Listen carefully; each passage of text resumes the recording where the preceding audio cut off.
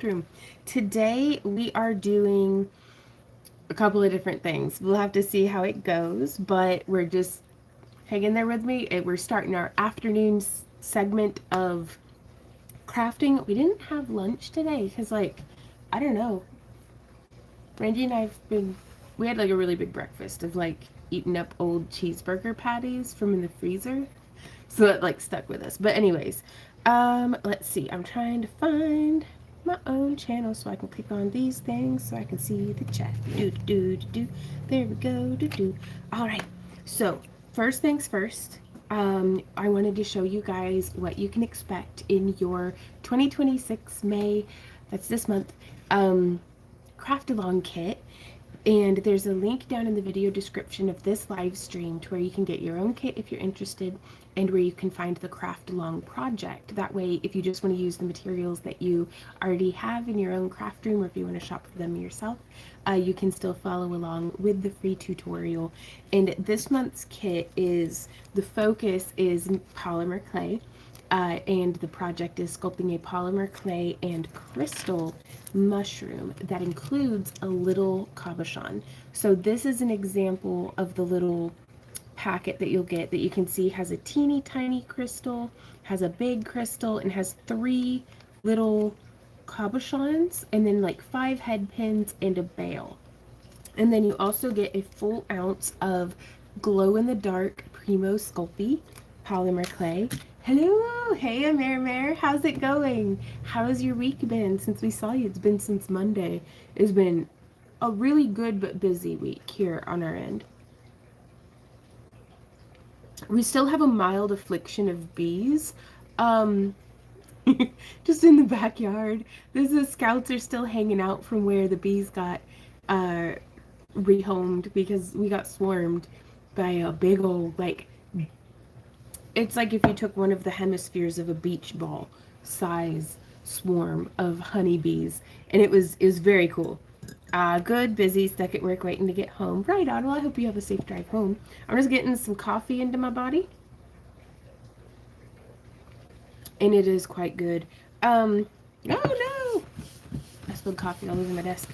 So let's see. We talked about the craft along kits, which the kit also the colors of cabochons for the kit. So I need/want coffee. Hey Barbie, how's it going? How's your week been treating you? So the $15 kit comes with just cabochons. I recommend the $15 kit for if you're like, I've already got all the wire and chain and polymer clay that I could possibly need, or I do beading or macrame. But if you just want our homemade fused glass cabochons, the $15 kit is the one for you. So we did some opal flake dichroic glass cabochons. We have some blue and purple, really beautiful, I think, oval cabochons. And then we also have this pale and grape purple freckle style cabochon. And so these are the $15 kit. Now, the difference between that level and the next level up is the next level up you get the project pack, which again is that glow-in-the-dark Sculpey Primo, and then some genuine quartz crystals and cabochons and the hardware to be able to make some mushroom pendants. So I'm very excited about that. And then each of the memberships above that, you get more and more cabochons. I'm secretly hoping that we can catch sight of a hummingbird because I just refilled the feeder. And so I'm like, I hope I get to see them. So we have that. Well, hey, Al. And he says hi from Randy. How are you doing today, Alan?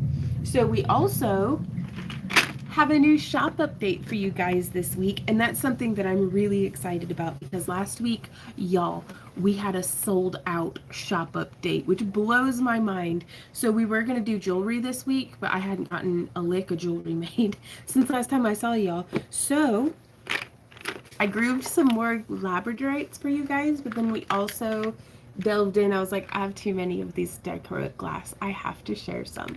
So some of the dichroic glass from my personal stash, just because things have been going pretty well on the shop, so I'm like, I need to get some stuff up on the shop. So I'm going to be showing you guys. We're going to pick some orders, but then we're gonna, do you all want to see picked orders, or do you want me to unbox what we got in the mail that I ordered for myself on Amazon? But I'm still very excited about it because we got some new cabochons. Ignore my very cosplay friendly apron. We got some new cabochons because I've been setting these baubles into chainmaille.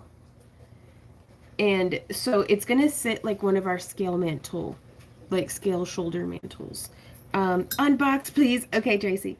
And I'll show you here in a little bit, but I have some more cabs that need that chainmaille bezel. And we're also going to be painting them and backing them with glow-in-the-dark clay because I wanted to show you guys some of the different options that are available to you if you got May's kit and you've got some polymer clay in it. Because it really only takes about 1/4 of an ounce of the polymer clay to make one of the mushroom pendants. Now you could use more and make it bigger, obviously, but with the extra clay that you have a lot of different options. Okay, so we're gonna unbox the biggest cab that I had before it was like 80 millimeters. Like, so I either had like a honkin' big one or this one that's like 30 or 35 millimeters. I think it's just 30 because right here from Craft Daddy, oh my, I got some more glass cabochons, but I don't know where my ruler is, so we're just gonna guess what size we think they might be.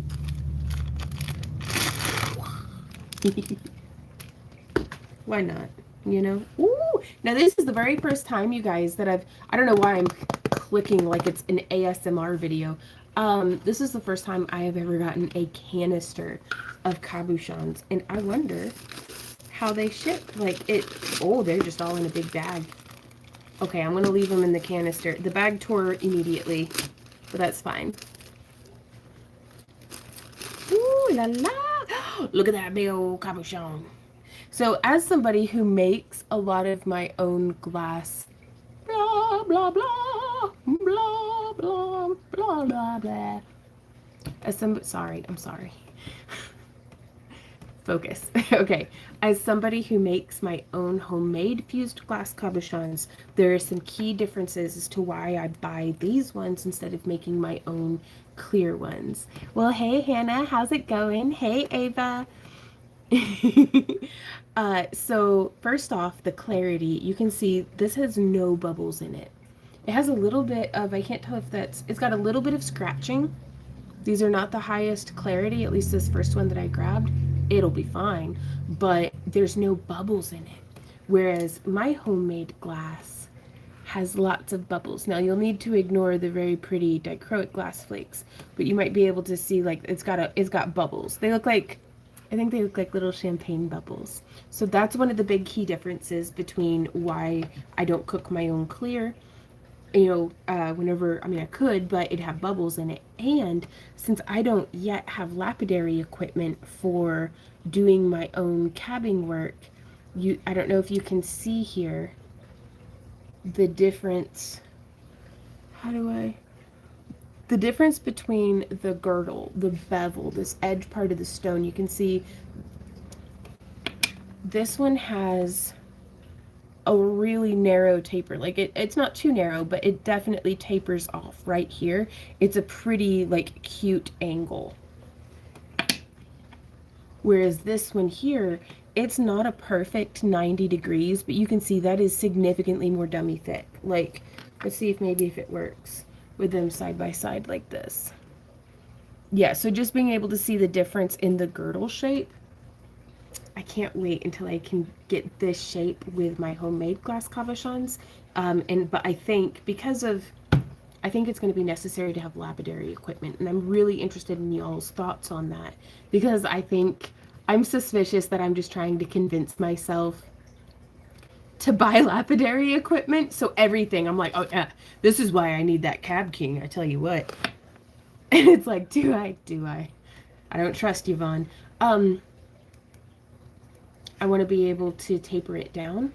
But then also the reason why my kiln-made glass is like this is because of the way that the surface tension of the glass is whenever it melts.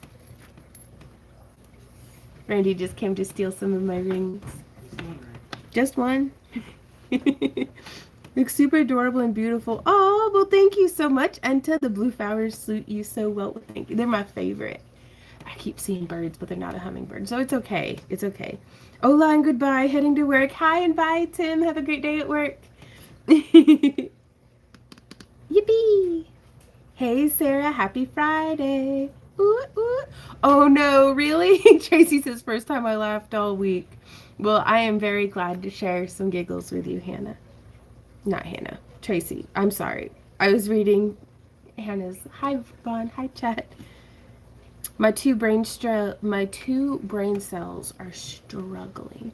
I'm wearing some faux gauges that I got at Romancing the Stone, and I just love them. And I thought it'd be fun to wear them because I wanna make my own polymer clay dragon wing ones. But it's fantastic because my ears don't gauge for nothing. Like my ears were very resentful that I pierced them at all in the first place. So you can see, I'm a cheater, chicken eater. But no, they're just kind of, yes, you do need it. Oh, thank you, Sarah. You've convinced me. But, so yeah, we got a 50 piece of these guys that I think are going to be the center portion. The biggest one in the middle.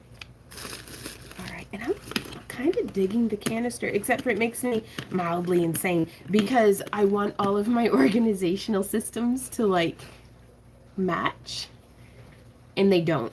And I've learned to live with it, but again, with a mild bit of insanity. It makes me nuts. It's fine. I just want to go and make all my jars match. Like, does that make sense? I don't know. Thank you, Barbie. I had made a pair once that were spirals, and those were my favorite, but I lost them. And that bums me out.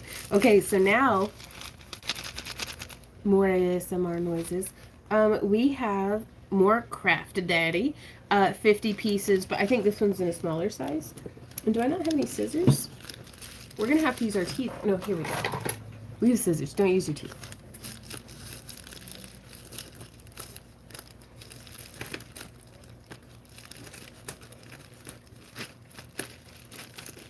There we go. Uh-oh. Well, it's fine. I just cut through more than the bubble wrap. That's okay, though. Because, see, at least with this way, I'd rather have unmatching canisters than an unsealable, unresealable. Well, hey, I'll just use this resealable bag. That was from the other one. Look at us go. If there's a crafter, there's a way. Oops. Okay. And so these ones, let's see, are, again, just loosey-goosey inside the bag. Like this. A little bit of scratching. The higher, it would have cost a little bit more, but I think it would have been worth it. No shade on Craft Daddy. But when there's just really small, almost imperceivable, but definitely there, when you, like, boop, you can kind of see it right underneath the lower bar of light, closer to my thumb. So, I mean, it's really small detail. Oh, well, you can see it on the back. But it's still scratched, which, I mean, I could totally buff that out if I had some lapidary equipment. I looked and not found a tutorial on wrapping Herkimer diamonds. Do you have one I've overlooked? Herkimer diamonds, would that specifically be like a dual pointed crystal? Because I think we have one, but it's not like targeted as specifically a Herkimer diamond, but I do think that that would work well. Okay, but you can see this one is just a smidge smaller than the other one. So that's very exciting. I'm going to leave them in their padding for now. I thought maybe I got to see a hummingbird, but no. Okay, so that's I'm going to pull out 2 of them because that's how many I'm going to need for this project. Ooh, I'm so excited. Okay, and then we'll set these just right here off to the side. And we're going to pick some orders from this week's shop update before we get to crafting. So, yes, 6 or 8 sided. Okay, yeah, I think we do have a tutorial on that. I'm not able to find it from where I'm at right this second, and I can't remember the name of the tutorial, but it would be like wire wrapped group. Let me see.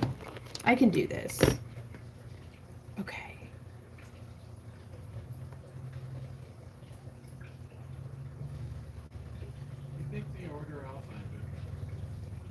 Do you know which one I'm talking about? Okay, it's the one that has the coiling down the sides and it goes across? Yes. Thank you, Randy. There we go. Have you ever wrapped any amber? Ah, yes, but it's been a very long time. Amber is quite expensive. I really like to do like protective wraps where it's going to be really difficult for the amber to get scuffed up or something.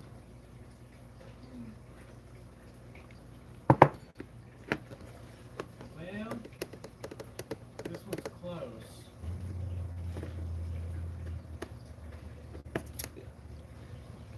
Can you go ahead and send it? Yeah.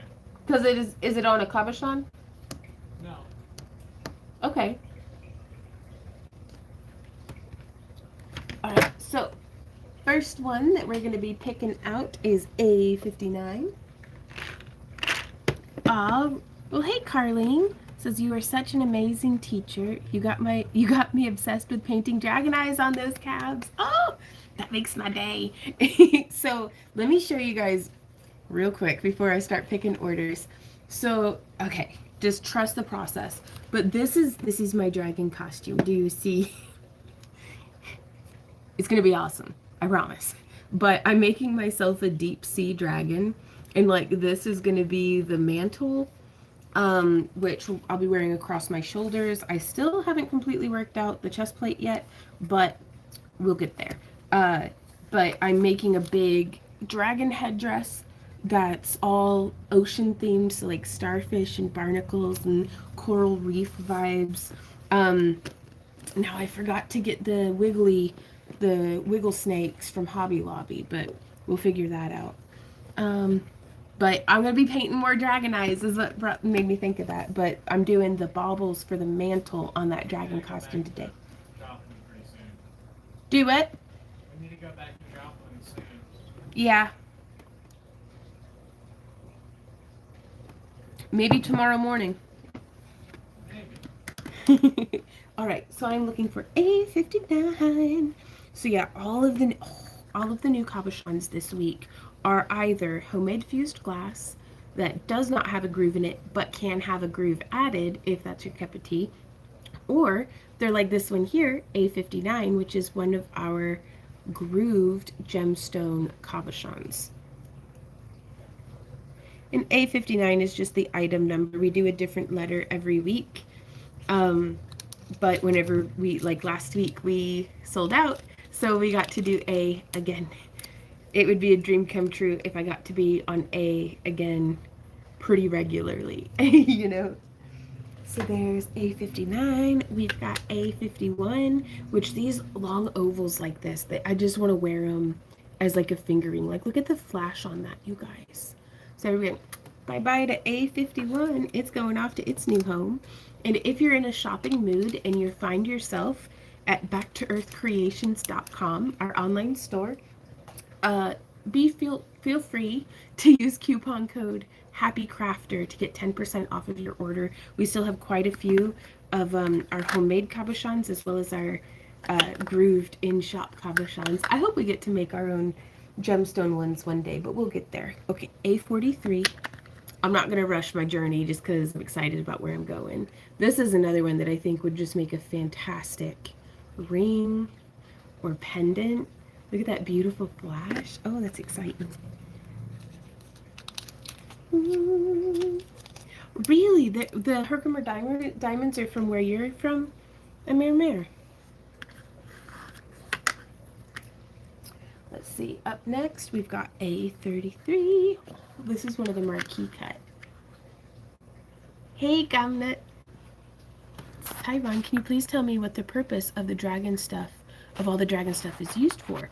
I'm going to SoonerCon in Norman, Oklahoma, and so I'm going to be all dressed up like a dragon to compete in their costume contest, and also to demonstrate how we don't have a vendor booth there. We're going to be in the art show, and that way I'm going to be one of our own mannequins to be like rather. Yeah, but also I just needed any excuse to dress up like a dragon. Are you kidding me? I love dressing up. But and I'm going to be wearing it to the Silver Sage Renaissance Fair. Sometimes it's elusive to catch the flash.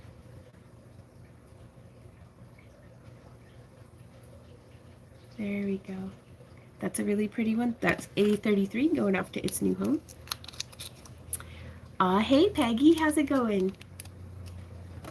And then, ooh, A29. That's in the other tray.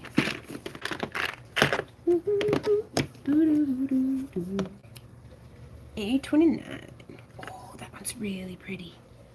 So this is another one of our labradorites that, again, sometimes the flash is really elusive. You do flash. Oh, wow. It has a really subtle, but when it's there, golden sheen that turns to copper the lower you look at it. Like the lower of an angle that you take. That is so cool. Okay, that was A29 going off to its new home. Do you get the labs pre-cut? I do. We like to go to gem and mineral shows. That way we don't have to pay for shipping. And we'll buy up just a bunch of hand-cabbed cabochons from other lapidary artists, and then we bring them home and we groove them up. Sometimes I'll bulk order like blind boxes where like probably only 25% of them are really any count as far as being really high quality flash like this, but then the rest of them I just use in my own work, but I pick through it and give you all the flashiest ones to choose from. What was that one that we just did? A29. A25 is up next. Oh, that's another labradorite. But then we add the groove ourselves here in our home studio. Oh, that's so nice. Like we used to get some of our cabochons from Fire Mountain Gems. Ooh, that's so pretty. Kingsley North has some great selection of cabochons as well if you're not able to get to gem and mineral shows. A27. Oh, that's pretty too. Okay. Check that out. My goodness. Such a beautiful deep blue. That's not my cat. At least it was a cat though. Oh, well that makes you so happy to hear. Virginia says, love your groovy cabs. Oh, thank you. I'm from Australia and I never heard of all the dragon themed stuff here. Right on. Now, I'm just a big old horse girl, and really dragons are just giant horses with scales and wings. So, at least in my imagination. I also recommend Norcross Madagascar. I shop from them all the time in Tucson. Right on. Thank you for the suggestion, Melandrew. Sometimes they do flash well sideways. That's a really good point.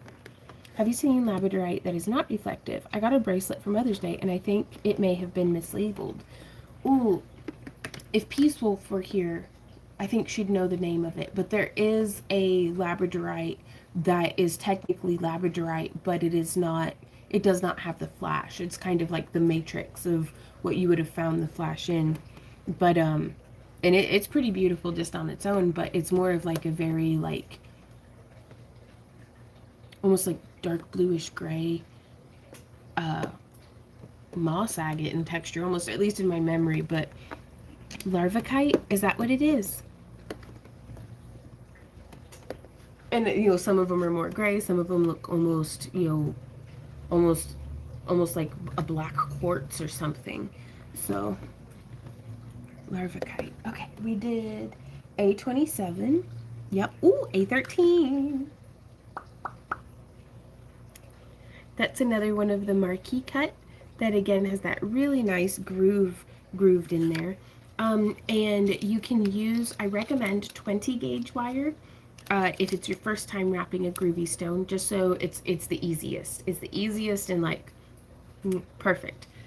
If you want to feel daring, you can use 18 gauge, and if you're very, very daring, you could use 16 gauge, which has a fantastic look, but you've really got to have it like locked in there, because instead of setting into the groove the way that the 20 gauge does, and the 18 gauge kind of sits on top of it, the 16 gauge just barely touches on top of it. So it's just a little bit of the curve of the wire that's actually setting into the groove itself. Well, hey Janice, how's it going? How are you doing today? What number were we on? A13? A7. What? Look at that one. It's so great, big and flashy. Oh my goodness. And again, this one has that groove. So everybody say bye-bye to this one. It's going off to its new home. And again, if you just popped in and you're interested in getting some cabochons of your own, you can find us at backtooearthcreations.com, and you can use coupon code HAPPYCRAFTER to get 10% off of your order. And we'll be shipping them out on Monday. So I think that's exciting. I'm just excited that we have any orders at all to be shipping out. Like, I feel super blessed. And so here's another one of those marquee cut. Very pretty. So pretty. Okay. And then we also have A61. That's in the other tray. What is the name of the machine that you use to do the grooves? Currently I'm using the Griffette grinder, Gryphettte, I think. And I had gotten that from delphiglass.com. But they've actually got, at least at our local Hobby Lobby, they have a glass grinder there. And then I use the jewelry bit, is what it's called, on the Delphi Glass website. That's the little like top hat shaped, like it's like a disc, but then it looks like a top hat, like how this part here, this would be the blade. Pretend like this top part, like from here up, doesn't exist, and then there's a chuck that goes through it that you tighten a little screw down, but all of this is coated in like diamond electroplate grit for like blue, blue, blue, blue, blue, like it's spinning and cutting into the groove of the cabochon. So I hope that that helped. Wow, Melandru says I sold out my sunset dragons really fast, so I'm making 40 more. Wow, are those 3D printed or making 40? That's a lot. Yep, A61. Okay, this is the last one for this order, and then I'll start picking another order for you guys. And then we'll get to crafting. Yeah, Sarah. But I highly encourage folks to go ahead and groove your own. Like it helps us pay our bills, but I can only groove so many. And so I'm like, I really want more people to know about groovy cabs because I think they're just amazing. I think it's one of the best ways to get into wire wrapping. At least I would have loved to have learned on groovy cabs because it takes one wire about 12 inches long and you can boop and just go. And so it's a fantastic, you're really gonna know whether or not you like wire wrapping. And it's just the easiest first step into wire wrapping. Like that, it's just as easy and foundational, I think, as a wire wrapped bead link. Next order. Okay. Ooh. Oh, Randy, we've got some from other trays in here. Do you want me to just skip them until later? X gonna give it to you. Gonna give it to you. Some of the dichro is in this one. I can bring you the crate trays. I just need the tray with X17 and X25. Thank you, baby. So we're going to start with A49. Another one of those groovy lab caps. Do, do, do. Holler at me when you pick my orders so I can pay attention.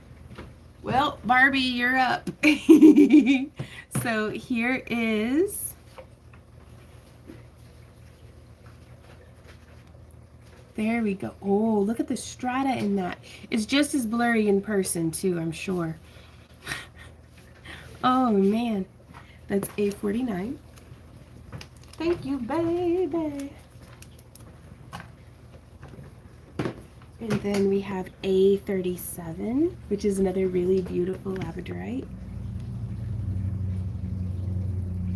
Ooh. Do, do, do, do, do, do. Sunset Dragons, though, that sounds beautiful. It's a beautiful name, surely. Then A30. That's this tray. Woo! One of our dichro, and I'll need to check and see. Did you want some grooves added, or are you happy with them? It doesn't look like you have any added grooves, but oh, that's so pretty. So this one has a blue aventurine base with dichroic glass over top of it, so it has like an additional depth of sparkle in there, which I love. And that was A30. Everybody say bye-bye as this one goes off to its new home. And then A32 is our next one. And it's this beautiful translucent, almost like a dark topaz or olive green is how it started to kind of look. But it's got these beautiful milky like opal flakes of dichroic glass and this milky green swirl through it. Now this one wasn't a sheet melt that like we bought pretty glass from somewhere. It's we layered the dark topaz, which was a solid color, and then did like a blend of frit on top of that, and then capped it with more clear, and then like fired it, chunked it, capped it with more clear, fired it again. And I'm just so pleased with the little galaxy that's suspended in each of these. So this is one of my favorites, Barbie. Oh, okay. Purdy. Well, hey, Deborah. And hey, Amazing Amy says stones have different grades from A grade with a lot of flash to C grade with hardly any. That's a good point too. Which I'm way more enthusiastic about receiving C grade labradorite whenever I know that it was C grade labradorite whenever I ordered it. But when you're expecting that A grade flash and it's not there, that bums me out every time. All right, so now we have A26. This one's so pretty. This is probably one of my favorite colors in the whole world. This like chameleon shift.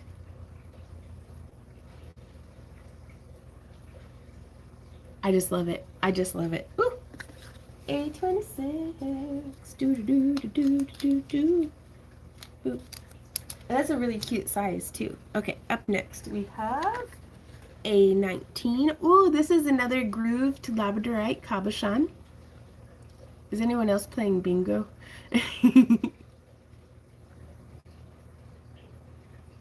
And like the others in this week's shop update, it does have that easy wrap groove added. I gotta put it in its little baggie. Absolutely show me the flash. Yes. It's a planet. I love that. A9. Ooh. You want me to flash you? Here we go. Oh, and that's a heck of a one too. Do you see that purple? Oh, yeah. Oh, that's a good one. Sorry. I can't get over. I love rocks, you guys.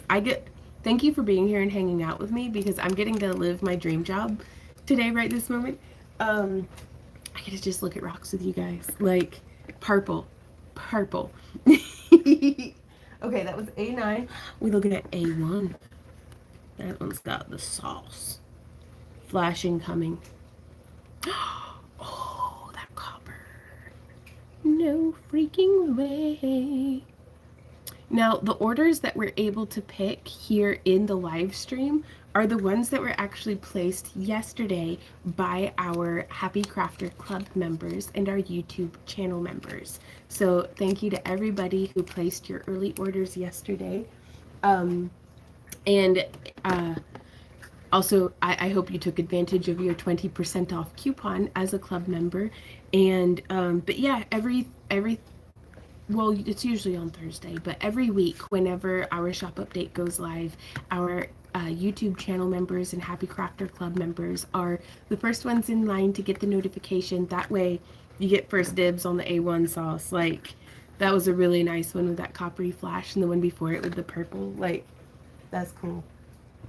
Okay, we've got A2 next. And this one's another one of those planet style opal flake and milky suspended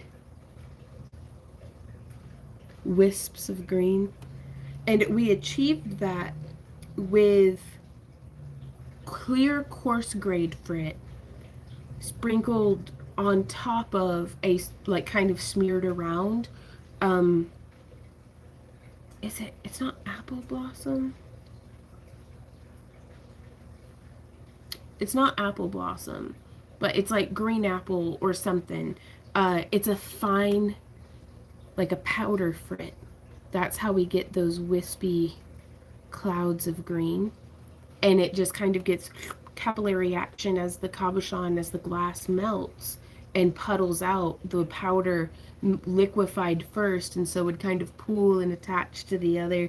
I wish I had a high temperature camera that I could go inside my kiln and like super zoomed in, like see what's happening in the glass as it's doing its thing.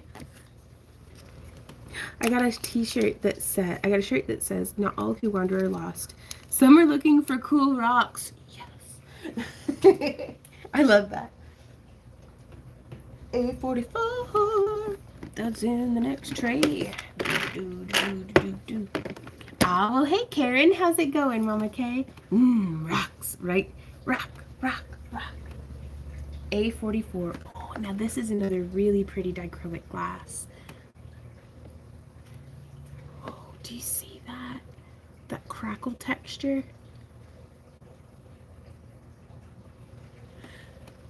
I just love that.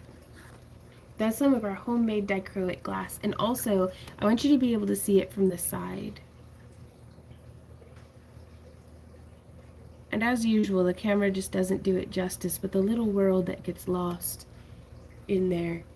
And there are ways to make similar dichroic effect like looks with resin, but I do personally prefer glass just because it doesn't yellow over time. It doesn't scuff up nearly so easily as what, in my experience, as what resin can. And I'm going to be honest with you guys, I'm not very good at getting the results that I want with resin. There's always bubbles. I don't have a pressure pot. I don't have a vacuum chamber. I don't have the patience for all the sanding and finishing work that is required to get the resin to look like glass. So I just went the glass route because if there's dog fur in it, it burns away in the kiln. I don't have to, sand a piece down until I get to the dog fur, which inevitably there is dog fur, at least in my house. It's gonna be furry. Like here behind us, you can actually possibly see on the table these questionable looking items are gazelle horns. Thank you for asking. But a little farther behind that is the dragon head, and that's the first layer of what I know is going to be a pretty hairy silicone mold just because it's a mess in the house. What number were we on? A44. We got that one. And then A47. Ooh, this one's another really pretty little flashy labradorite. Just look at him go. With that groove in it. You got that groove. I have cat hair everywhere too, right? Hey Trisella, how's it going? Ah, Sarah says resin feels like plastic to me. Right on, which I don't mind a bit in my ears, but for on a necklace, I do like a little bit of weight. That way it doesn't, when I get like sweaty, it doesn't like stick. You know, I want it to have weight so that I know that I'm wearing it. Not so much that my neck hurts, but you know, it's a fine balance. I'm a finicky. That's why I make my own jewelry. A55. That's another really pretty labradorite. Ooh.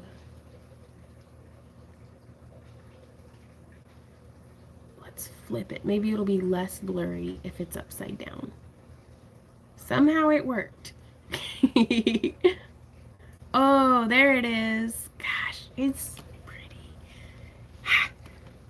Okay. And then up next, A58. Boom. This one's really pretty too. Okay, so the way that we got the design on this one is we used an etched dichroic glass. And I get my, almost all of my glass from artglasssupplies.com, but I also get some different glass and frit and stuff from Delphi Glass and Franklin Art Glass Supplies. And the fused glass is more durable than a lot of stones. That's true too. That is true. And if it breaks, I can just refire it. Highly recyclable. I might not be able to get it to ever be what it was, but I can still, you know, if a pendant broke in half, I might be able to fire it into 2 pieces for earrings, you know. Okay, so that was A58. We have A62, which is another really pretty. So we get this effect whenever some of the dichroic layer, which are precious metals, float to the surface. And I don't consider it a flaw. Some glass artists might like grind it off and refire the piece, but I just think it adds a really nice element. I love a patchwork look. But also, if you don't like it, it's very easy to hide with like the bail of your wrap, or you know, if you're setting it in polymer clay or something like that. And what was that one? A62. Crazy heavy show month, 2 multi-day weekends and 2 single-day weekends out of the 5 weekends this month, halfway through, and I'm already getting tired. You've got this. Sleep as much as you need in between shows, but you've got this. 'Tis the season. This is the first harvest of the year, is how Randy and I think of it. Is all winter we're planting seeds by making inventory, making jewelry, getting prepped, and then that spring harvest is whenever all that hard work comes into fruition. And so it's, you know, we catch ourselves being exhausted halfway through the spring harvest, and it's like, we gotta keep going. We owe it to all the hard work that our past selves did. We've got to keep going. We got to hydrate and drink water and, you know, be sure that we're getting good nutrition so that we can keep up with it. But and then we take the hottest months of the summer is when we're planting seeds, making inventory, making product. And then we have our fall harvest. And then there's like our bonus winter harvest or pre-winter harvest of holiday sales and different things. So it's a lot, but you've got this. You've got it. I'm cheering for you. And also, if you don't got it, that's okay. It's a lot. You know, not to be sending mixed signals, but 100%. Okay, so we've got X17. Ooh. Now this one's gorgeous. The camera's not going to do it justice. I just know. I don't know. Prove me wrong, camera. Let's go. Oh, no, it sucks. Okay, I'm going to flip the camera around because this has a really beautiful blue shimmer and translucent quality. Woo, that's difficult to capture on camera. Barbie, whenever you get it, you'll be able to see what I see. It has a very subtle, almost obsidian sheen of shimmer across the surface. And then whenever you hold it up to the light, the purple is truly beautiful. Like, and it has like a subtle banding through it. Camera's just not picking up on it.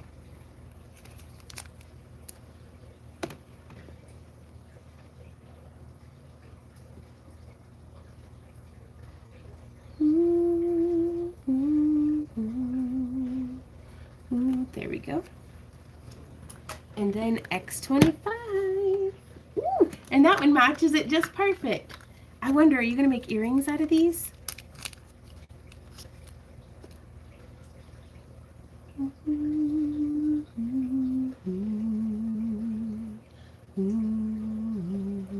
Maybe. Maybe if we go like this.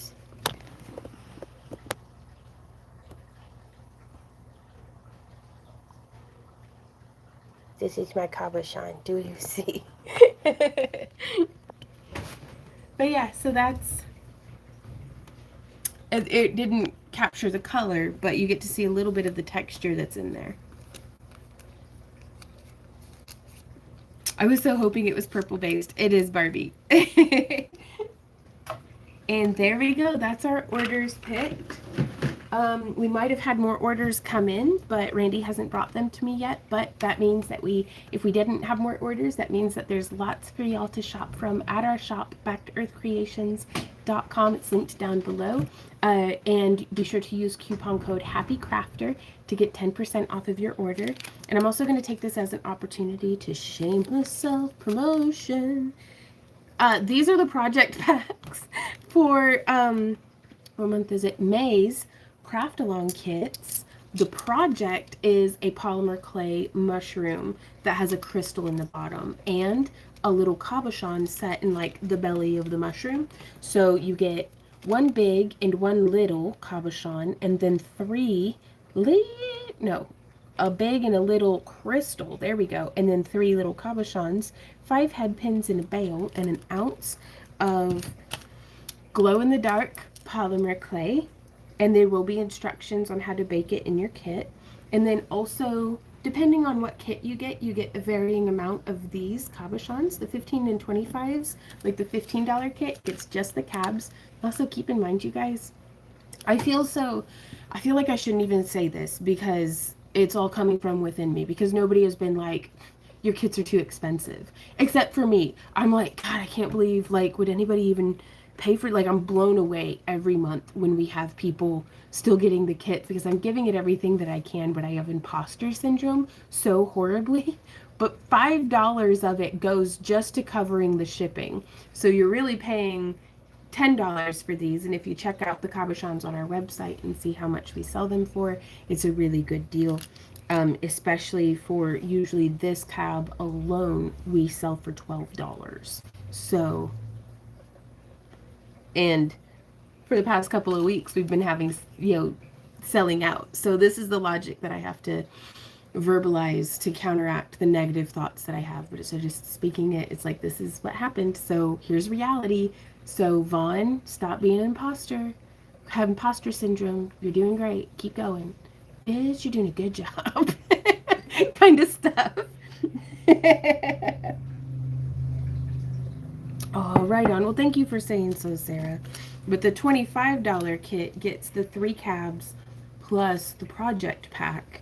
And we just appreciate you guys. So I'm tickled pink that we get to do it. That we get to do what we do for a living. I'm just cripplingly insecure. So that being said, let's get the camera flipped around and let's get to crafting some chainmail, because I want to show y'all what it is that I'm going to be wearing or making to wear to the Ren Fair and to SoonerCon in Norman, Oklahoma.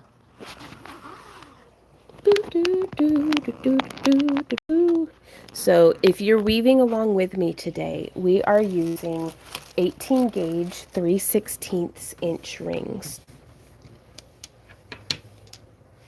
So let me just lay this out.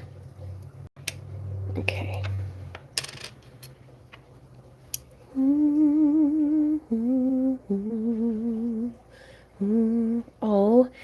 Marimar says, not too expensive for what you get, just budgeting on the other end. You're doing amazing, and the free tutorials are such a bonus, plus your personal support. Oh, Marimar, I'm so glad that you feel that way. We really are trying our best. Ooh, Wazdaka says, chainmail? Where? All over my desk, man.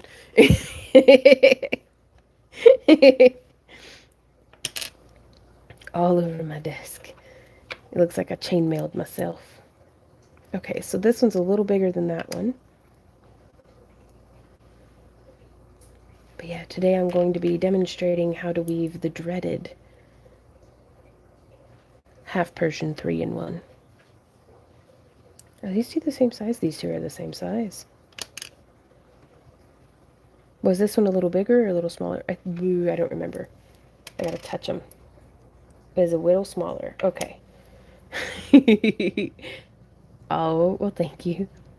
Ah, Melander says, I'm so excited to meet you in Joplin. Yeah, I'm stoked. Kind of wish I were vending it, but it'll be okay. I get like anxious if I don't have my booth with me. Like if that sounds weird, it's because it is. I need to get out more. What you building? Hey, Leah, I am making a chainmail mantle, which is like a big O necklace that goes all the way out to over your shoulders a little. 1, 2, 3, 4, 5. Well, I guess I'm doing 6 on each end. So I'm kind of laying out here to show you guys. And Randy did all these little ones for me. I did a couple. Like I did like one.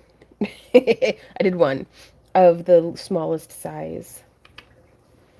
And then at least one of each of the other sizes to be able to, distinguish how much we need for around each bezel. Are these two the same size? No, one's a little larger. Ah, okay, so I need to make the bezel for that one. Gotcha. Okay, so this is how it's looking all laid out.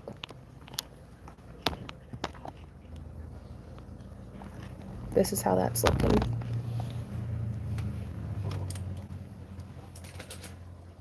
And we have some, what weaves are they? Oh, there's the Silver Sage Renaissance Festival in Joplin, Missouri. I think this weekend and next weekend, or the last weekend and the weekend before it of May. I don't know. You'll want to check out their website probably. But Randy and I are going and attending the last weekend of the month. And hopefully I'll have my dragon costume. Mostly, like, we'll be test wearing it there.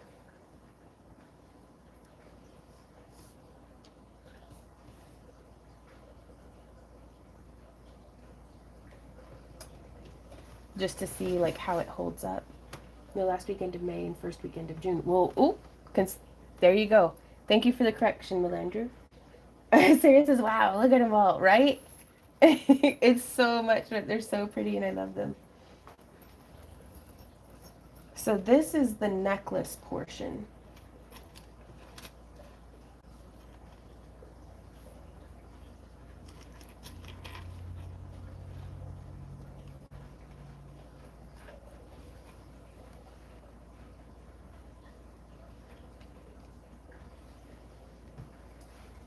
So, hey Lydia, how's it going?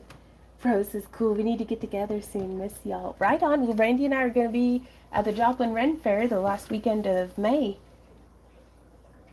Hey Anita, how's it going? Okay, so on this one, this right here, this top row is this chain right here. So these little donut looking things are these glass baubles set in chainmail. And then this row is this right here. And then these are little scale strips that are going to be attached coming down.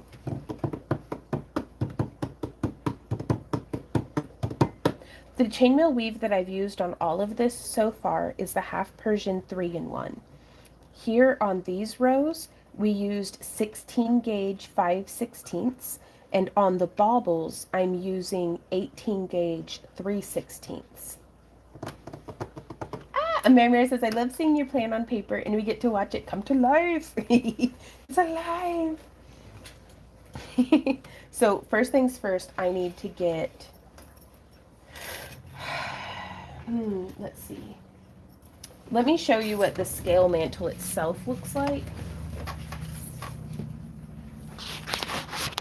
Because that's going to give you a much better idea. Okay, we're going to, oh, sorry for the wobbly camera. But yeah, these are the dragon horns that are coming together. We have the print layer on of the silicone. So that's exciting. And then this is where we were doing that. Here she is. Here's Ethel. She's wearing one of our hot pink dragon scale mantles. But this one is much longer. My scales are only going to be 3 long, whereas these are 7 long. But so that's how that's looking. Do, do, do, do, do, do, do.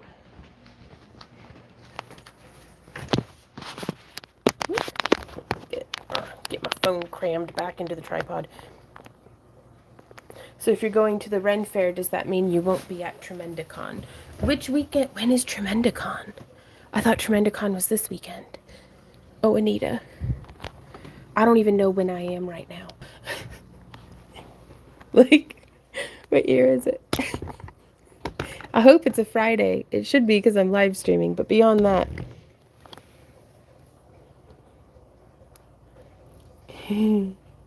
Last weekend of May. Well, then I might be going the first weekend of June. Hey, that gives me more time. That gives me more time. I don't know. I'm going to have to talk to my Randy so that we can get on the same page. 2, 3, 4, 5, 6. I want to go to Tremendicon. That'd be tremendous. 1, 2, 3, 4, 5, 6. So first things first. Yay, hope so. Me too. Okay, let's see. I'm going to go ahead and I'm just going to pop all these baddies out of their bezels. That's what your website says?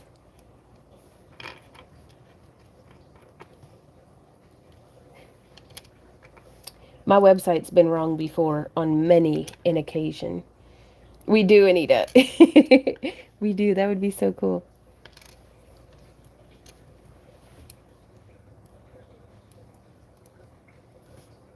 And usually, unless we have a booth, if I were a betting person, I flake more often than not just because life comes up. And if push comes to shove, we do what we got to do.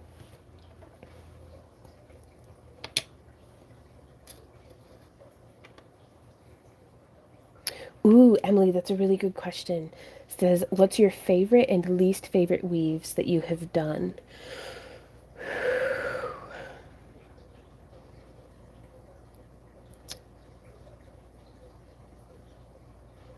My least favorite is half Persian 4-in-1 because I can't do it without instructions next to me.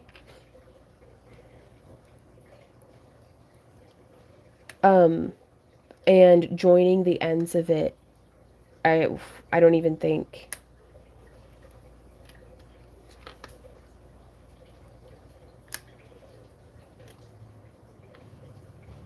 Hey Illumination, how's it going?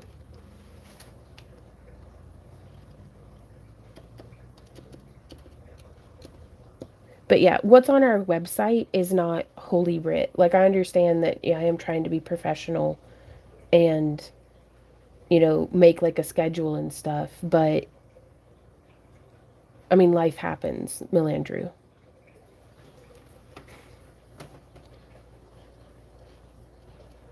Seven, 8, but I think I skipped one. Oh, I don't know. 1, 2, 3, 4, 5, 6, 7, 8. Yeah. Do we have a whole? Okay. A whole row. So I'm going to paint them first just so they have a little bit of a chance to dry, because that's a really good point. Was he says, oh, the cabs aren't glued in and they stayed inside that bezel. Impressive. Oh, well, thank you. It's we try to make it as snug as we can initially. Yeah, weekends are dropping like flies for us around here. And so I want it to be really nice and snug, but then normally I'd go through and use a UV resin or a two-part epoxy to fill in the back. But this time we're going to be using polymer clay. Hey, Randy, can you come open this for me?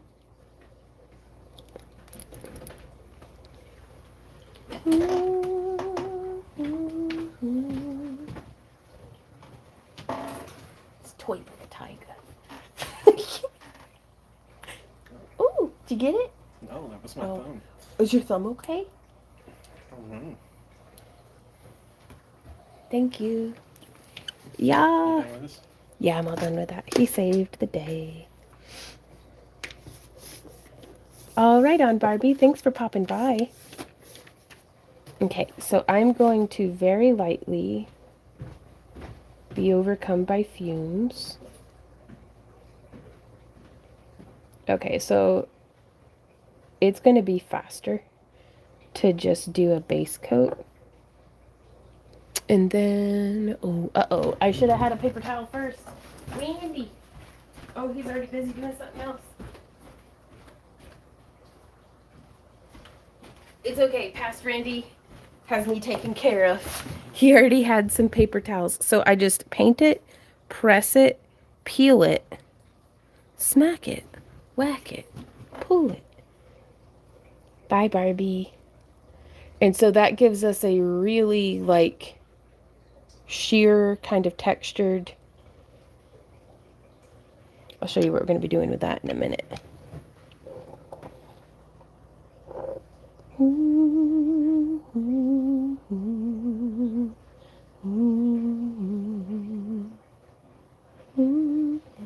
At least whenever they're so small like this. Hey, Randy, do you know where the acetone is? Like the nail polish remover? Bye, Barbie. Okay. I thought it used to be by your desk for taking the marker off of bags. Yeah. I might have moved it to the back bathroom, though.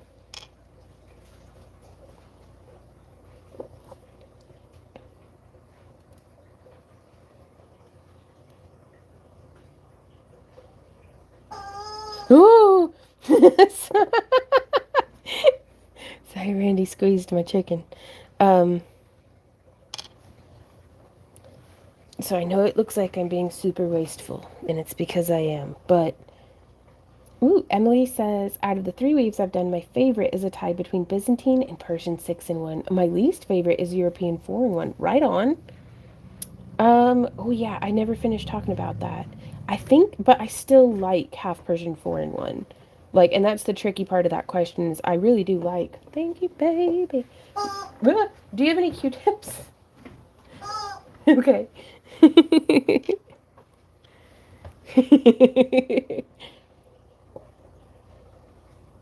All right, on. Sassy Cat says, hi, Yvonne. I was just going to ask how the cab's staying because, of course, I'm just curious like that. Right. Well, it's a good question.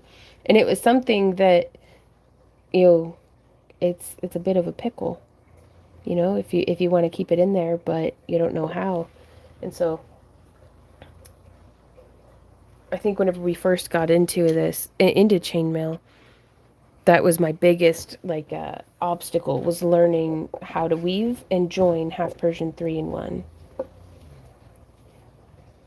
Thank you, honey. And then how to, yeah, joining the ends was just a nightmare. But then once I got them joined, it was like, okay, now how do I get the cabs to stay in? And I started exploring with different epoxies and stuff because there were a lot of folks on the chainmail forums back then. This was like early 2008. Oh lot of people on the chainmail forums were like, just put it in there super duper tight. And it's like, I don't know how I feel about, not having it completely secured just because I was really banking on repeat customers. And so, but I think my favorite is probably half Persian 3-in-1. This is I do it the most. Like, it's my go-to. I love Byzantine, such a nice accent. I love Mobius flowers. I like full Persian. Yeah, the Persian 6-in-1. I like box chain. Ooh, I love the Japanese weaves. Spiral chain is beautiful and easy. I like that. But won't freaking lay right, which makes me wild. But, these things happen. So I'm just going through all of the cabs because I just want that lightly sponged dusting of color. Like, I can't pick a favorite. Chainmail weave, says Wazdaka. Too many I like. I used to do chainmail, but I have a hard time with it, says Melandrew, now that my tremors have worsened. Gotcha. But I used to love Japanese flower chain. Nice. Tough. Orc weave, the unit is easy. Connecting them together tight is not fun. Gotcha. And connecting Persian 4-in-1 and 3-in-1 to itself is very tough, right? Ooh, bead captures, yes. Anita says love Byzantine and bead captures. Oh, yeah.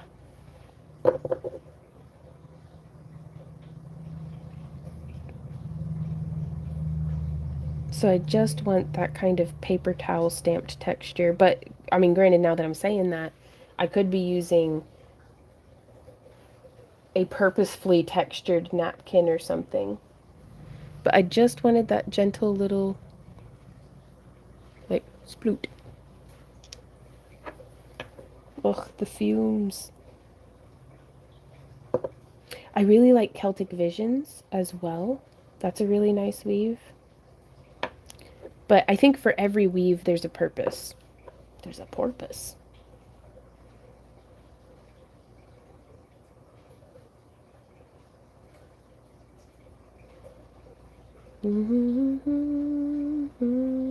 Byzantine is my very favorite. Love the pattern, right? And then just pressing down. And then pulling up. And this is going to give, hopefully, such a nice translucency to the color, but it will still have that nice touch of color. Emily says, the only reason the Euro 4-in-1 is because every time I try it, it always ends in a disaster because of the rings when I'm trying to weave one into two different sections of 4-in-1. Gotcha. Gotcha. I wonder if using... Are you making like a sheet of European 4-in-1, it sounds like? Or doing like a strip of it? Ooh, Virginia says, I've done a lot of Byzantine and knot towel and reverse towel units lately. I've been seeing your work, I think, on Instagram, Virginia. I love the captive bead stuff you've been doing. Ah, thank you, Illumination. I'm digging it. I'm digging it. And it truly, if you wanted to do like how I'm doing here, you could totally do this with resin. Like, you don't have to just use glass cabs. I just prefer them. Nice weave that doesn't get enough love is Dragon Back. It is 2 strands of Persian 3-9 connected down the middle. It's weave, man, okay, that might be the one that I hate the most, is Dragon Back. I love it. Love, love, love the way it looks. It makes my brain hurt so much to try to weave one of the half Persian 3-in-1s the other way, like the other direction. So I love that. I started trying to just weave it on the edge of like weaving the 4-in-1 first and then making it be 3-in-1 on the edges. And well, that makes my brain hurt too. So it's just, pick your poison. But it's chainmail, so I'm here for it. Let's see if it'll do me the same. Yes. But yeah, so here you can kind of see the difference between touched with the nail polish and not touched with the nail polish. Just that very slight tint of blue. Oh, Virginia says blush. Thank you. Ooh, oh, they always go out of orientation, and it's what I'm trying to make 4-in-1 sheets. Yeah. What ring size are you using, I wonder? That might play a part in it. Because sometimes, again, in regards to picking our poisons, sometimes for me it feels like it's a matter of picking between beep boop. Come on, brain. I know we're huffing nail polish, but come on, we can do this. Hey, Randy, can you turn a fan on for me? Like, and bring it and set it so it's blowing the fumes off my face. What were we talking about? Ooh, Moorish Rise. I've never even heard of that weave. Oh, thank you, Sarah. Says love the tint. It's so nice. It's tinting my brain. Is what it's doing. Oh, thank you. I'm sorry if that's loud in y'all's ear. I'm partial to Jen's ping and double spiral weaves as they go together quickly, but Persian and half Persian are ones I also do frequently. Right on. Loud, yeah. I haven't thought about JPL in ages. I'm going to put it down here by my Whittle Feetsies then. That way, I just need the fresh air moving past my face. How's that? Byzantine is very, very versatile, yeah. Amerimere says chainmail makes me feel like when I was first learning to crochet. All these names, I don't have a clue what the difference is yet. You'll get there. You'll get there. One of my favorite resources. I'm grabbing it. This is a reason, if you've got no other good reason, which there's a bunch of other good reasons, but if you need just one more reason before you buy a Chainmail Joe pack of rings on Amazon or off of his website, is it comes with this chart, the ring sizer and chainmail weave guide. And check this, on the back side of it, boom. So this is the European, boy, this is blurry. There we go. European 4-in-1, box weave, helm chain, spiral, Byzantine, half Persian 4-in-1, my nemesis, barrel weave, King's mail, that one's a doozy. It makes you feel like my eyes are crossed, but it's beautiful. JPL, Jen's Peened linkage, which isn't that one like reverse spiral? I don't know if I've ever actually even woven sweet pea.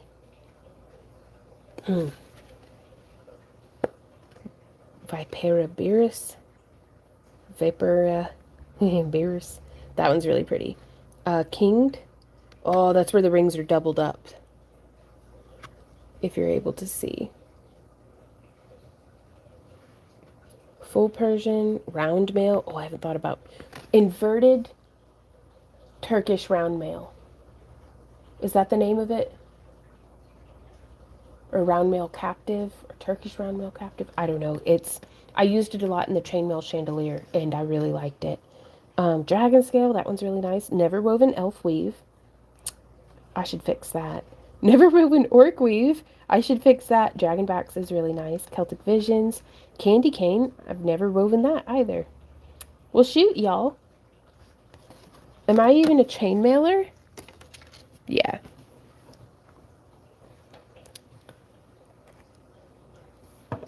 You don't gotta weave every weave under the sun. There's no hoops to jump through or line in the sand. You're a chainmailer as soon as you've got your pliers in hand. That was like a poem. Oh. Okay, so I've been reading my niece's creative writing textbook that she let me borrow. And I've been reading through the anthology in the back of like collected readings. And it's bringing me back to my Tessa D'Urberville's high school literature classes again. Celtic Visions looks interesting. I really like it. Sorry, my kids were loud. Where do I get that? From Chainmail Joe. Whenever I order a bag of rings, there's just always one of these like folded up and in there. I'm hoping to accumulate enough of them that I can send them out in the kits and everybody will get one. But in the meantime, you can just order some of your, I recommend 18 gauge 3/16. That's the ring size that we teach folks on when we're doing classes. And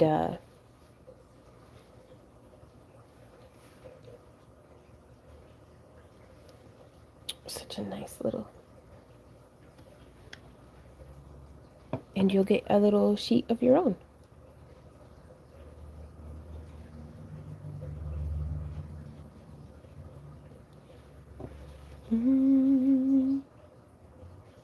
Yeah, you can probably find it on Google too.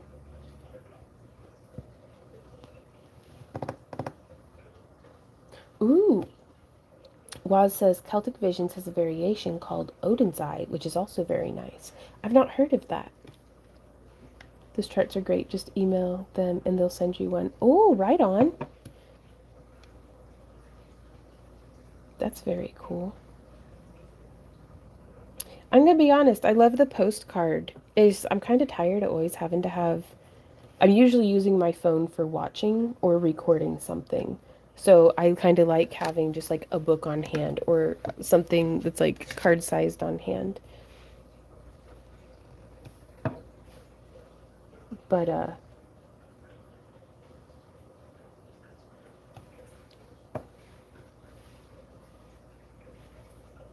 boop. I also love hoarding. So, you know, I hadn't even thought of that. Virginia says, I bet Joe would send you a bunch of those cards if you tell him that you want to send them out. It's free advertising for him. That's a really good point. We've got 2 more of these, you guys. And then I'm going to do a little something.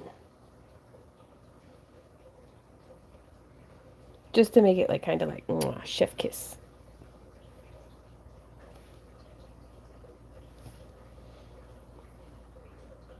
Well, hey, Zeno, we are putting nail polish onto the back of a cabochon and then blotting it off to get a really nice like sheer tint that I've not been able to pull off by any other technique. So here we are. I didn't need to close that up yet.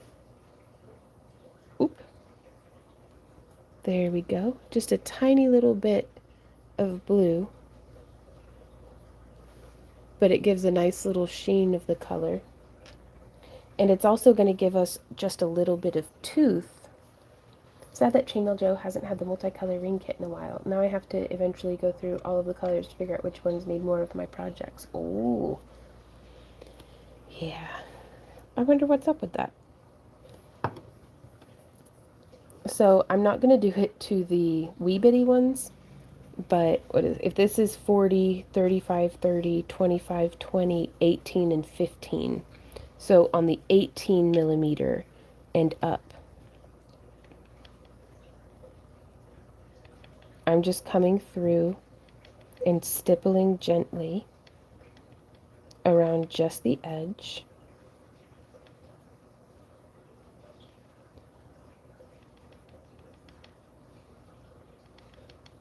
And then without adding any more pigment, I'm going to come in and blend that edge in just a smidge.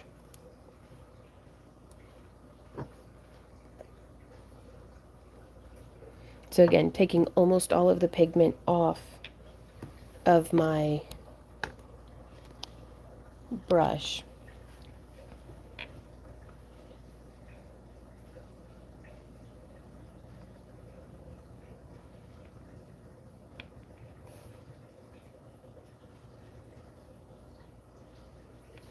Alright, I'm going to get a little bit more pigment back on there.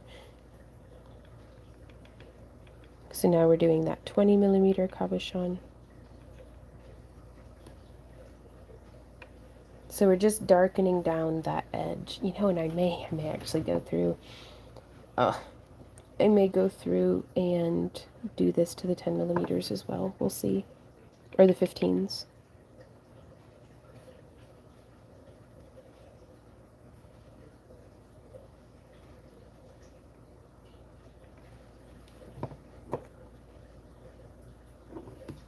But just until there's just a little bit on the tip of the brush. And then just coming through. Coming around town. Around town. Aw,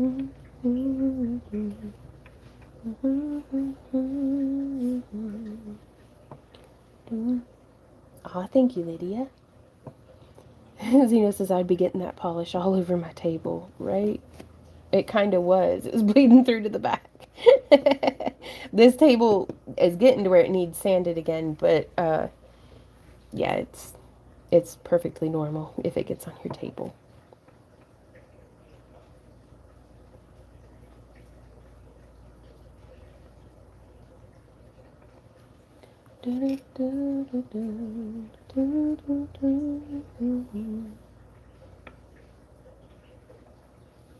And I am having to dip more frequently as we work on larger cabs, just because we have significantly more circumference to apply color to, or surface area, or I don't know.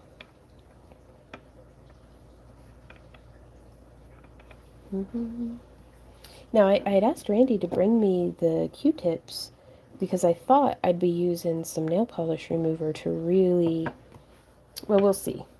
We'll see. I don't have to have the whole project planned out to the minutia before getting started.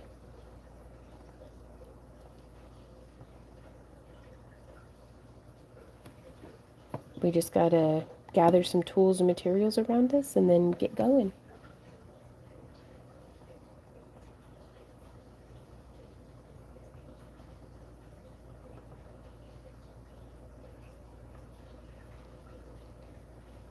And so that's how it's looking from the back. And that's how it's looking from the front.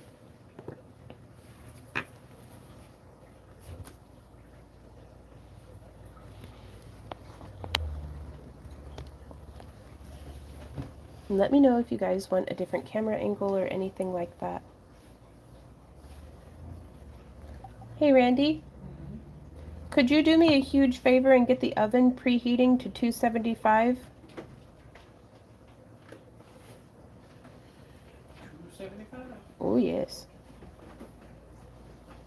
That might be a little preemptive, but we'll see.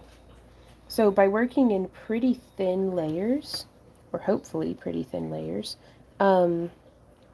this should dry really quickly. Because I'm going to be slapping the clay on this and baking it pretty rapid, like immediately, almost immediately. So I really want this to dry quick. I don't feel like letting it wait overnight. And a lot of that is to just test out my previous theory of that would be problematic. So we're going to see. I don't know, I may have asked him to turn it on too soon. But we'll just make dinner in the oven, so that'll be fine.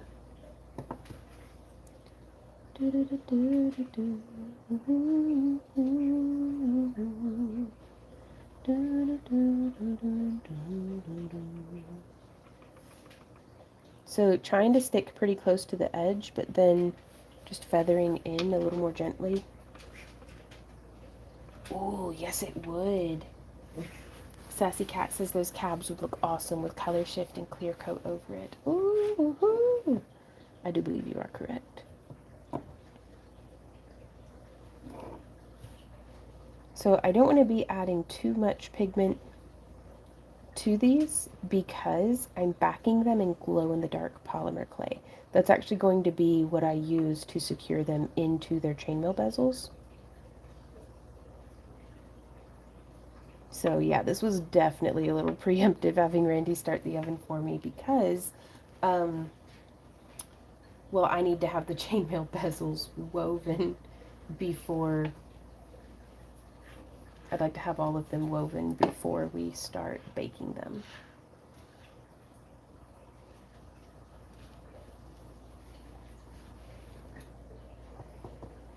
How many cabs do you have for this project?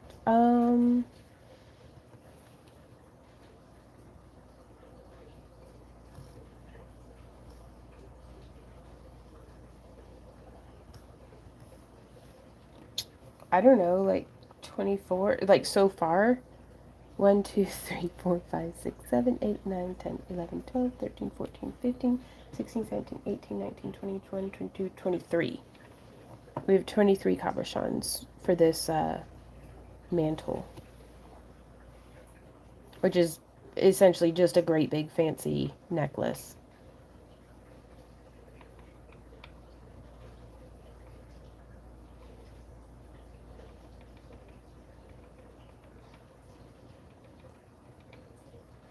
So before I can get started on the wings, we're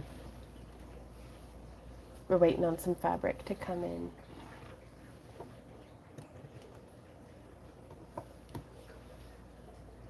Because I've gotten 2 of the stretch velvet colors, but there's a third one because I didn't know which one I would want.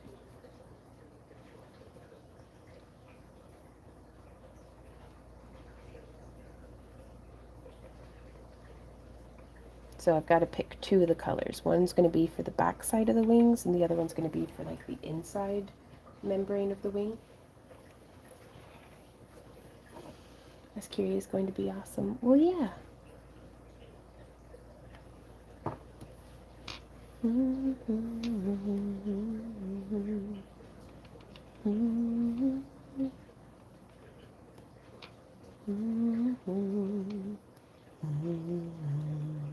So I'm just really carefully applying this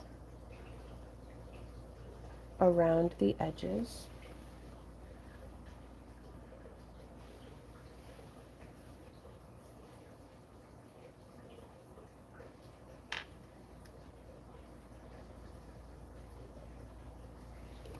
Alright, I'm going to try one of the 15 millimeter.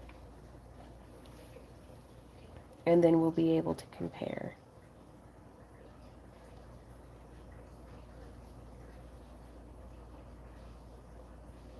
Man, it's like so tricky getting the paint onto the edges, but that's okay. I don't mind if I get a little on my fingers, even though it drives me crazy. Okay, so there's that. So now I'm going to let that dry just a bit, and then I'll be able to test and see if it makes much impact to have it be different. And so I think, let me do it to this one. We're going to come through with some nail polish remover. Now also, if y'all are enjoying hanging out here in the craft room and you'd like to hang out with us some more, we'll be streaming tomorrow, because we stream Saturday, Sunday, and Monday from 3 to 6 p.m. on kick.com, K-I-C-K.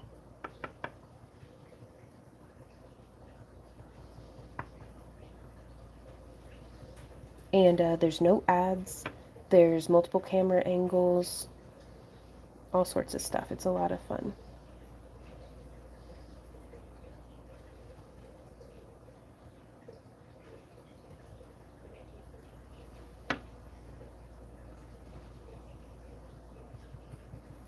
So now I'm removing with a Q-tip dampened in nail polish remover.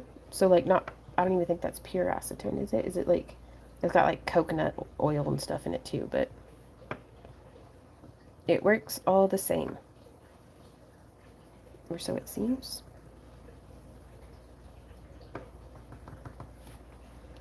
I don't like it. No, sir, I don't like it one bit.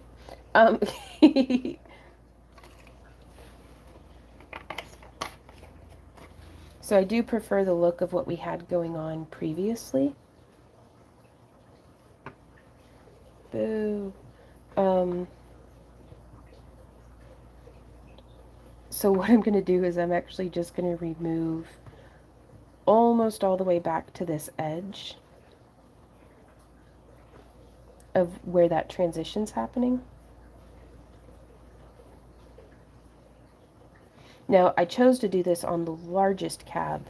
That way I could course correct and be like, oh, I don't like that. And now I don't have to worry about making any of the other ones. I don't have to worry about making its counterpart match it. I can just go ham. Okay, so we're going to get back in here, crack this open.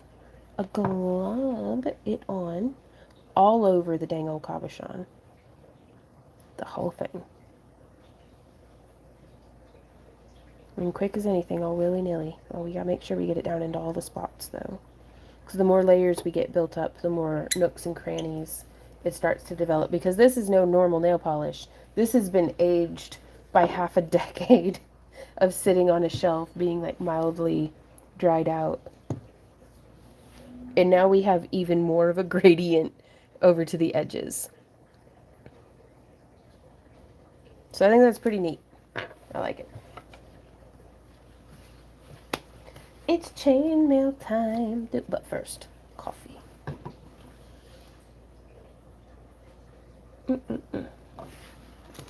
Okay, so to weave our chainmail, we have a pinch of 18 gauge 3/16 inch rings, but not all of them are the same size because they got mixed in the tray that they were in.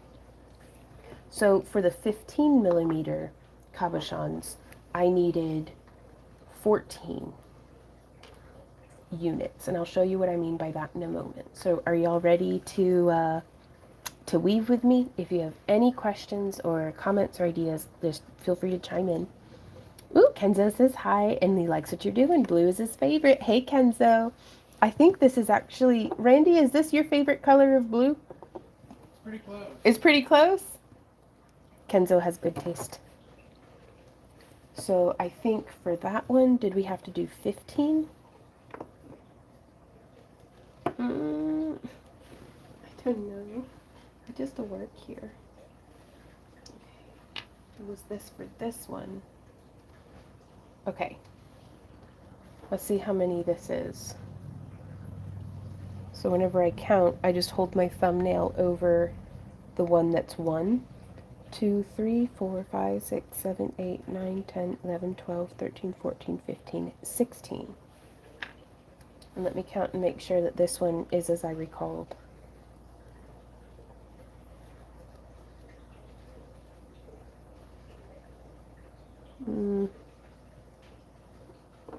It's going to be easier. You know, they seem dry enough that we can do the test now. Hey, Rebecca, how's it going? Look at that, just a very fine sheen of blue to it. So there's 1, 2, 3, 4, 5, 6, 7, 8, 9, 10, 11, 12, 13, 14. Very good. Well, hey, Beth, how's it going? It says, nice to be here. It's nice to have you. Okay, so I don't want to press it in while it's still too wet.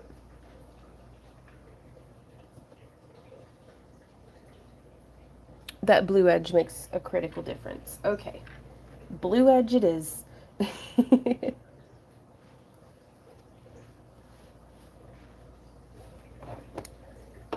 So just to give them as long as they can to dry, I'm going to go back to blue edging these cabs, which hopefully we'll be able to do relatively quickly.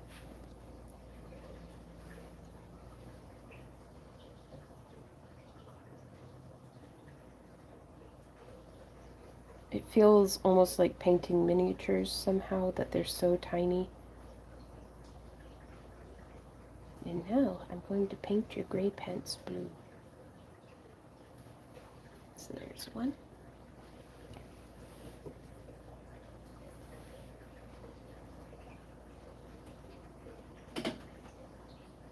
I'm going to have to get a picture of this at some point. I've been trying to, since I'm competing in the SoonerCon costume contest, they want you to have a portfolio or like a binder of pictures, like a presentation of how you made your piece. So I'm trying to document the process. I'm getting video of it, you know, here in the live streams and also in our weekly vlogs that we post here to the channel every Tuesday. But I'm also trying to take like photographic record so that I think I'm going to just go to like Walgreens or Walmart or something and get the pictures printed and then like glue them in like a scrapbook.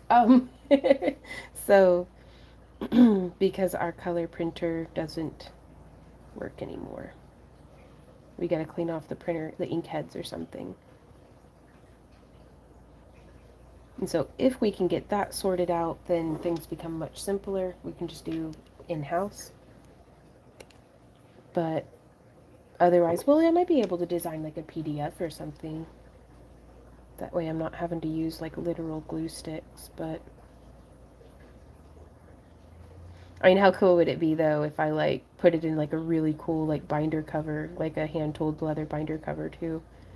Like I've got more than just a couple of weeks between now and then, but it's flying up on us sooner every day.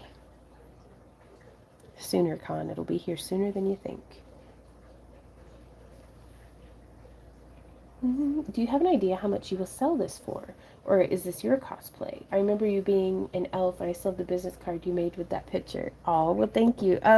This one, I'm probably going to keep some of the components, like the skirts I may keep as like mine. Um, I don't know. I don't know if I'm going to sell it yet or not. Uh, because I'd really like a piece that I can wear for performing, and this might be my performance piece for whenever I do. I want to dress up like a dragon and belly dance, and like I don't think I can make so far. This is fire safe, but I don't think the headdress is going to be fire safe. So I don't know if I could spin fire with it, but I can certainly at the very least do veil poi that fluoresce and LEDs and stuff. So we'll see how it goes. But so far I think this might be my own for performing in. Though it's just going to be me dancing around in my backyard, but sometimes performing for the bugs and the birds is my favorite.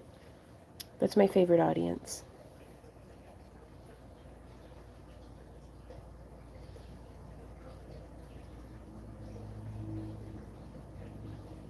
Okay, so I've been researching different things that are in the Huntsville, Alabama area because, well, we're going to be moving there in October, which I'm really excited about.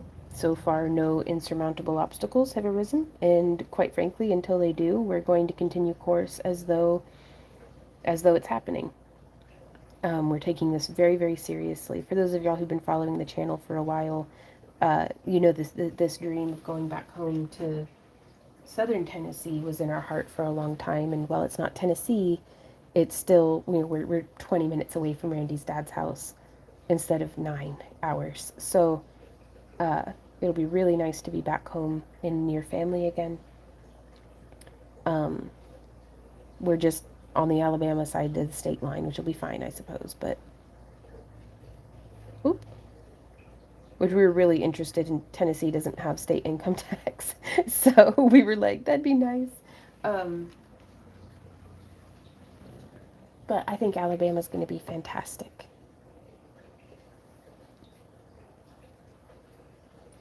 If it's like your elf, it's going to be fire dragon. Pardon the pun, can't wait. Ah, oh, well, thank you. But, yeah, super excited. But I've been looking into different, you know, because there's dreams that I've had in my heart that I keep on a back burner because I just don't have a way to act on them right now. One of those things was horse riding lessons. And while I'm not taking lessons for riding right now, I did start volunteering at a horse sanctuary, which has been, it's changed my life. Like, I love it. I'm just so in love with indulging in, you know, things that make me happy that aren't work or guard. Like, it's been a long time since I've indulged my inner horse girl, and it has completely revitalized my creativity, and my enthusiasm for sculpting has had gasoline thrown on it now. So that's exciting. And it's just, I'm like beside myself with enthusiasm just for existing in general right now. But there are riding stables and a horse sanctuary within like a 20 to 30 minute drive of where we will be living. There's a falconry club There's an archery club. One day I'm going to practice mounted archery with a falcon companion. Really happy. Um, and then there's an aerial arts school that teaches aerial yoga, which I'm really excited about.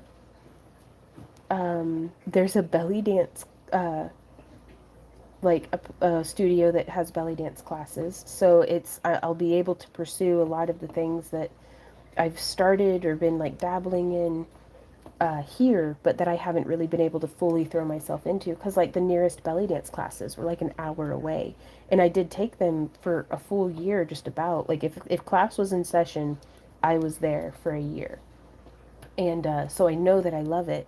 I can't take 2 hours. It ended up being like a 3.5 hour trip every week just to get to go and take belly dance, and it's like that's a lot of driving, but oh, Virgo, that's such a cool idea.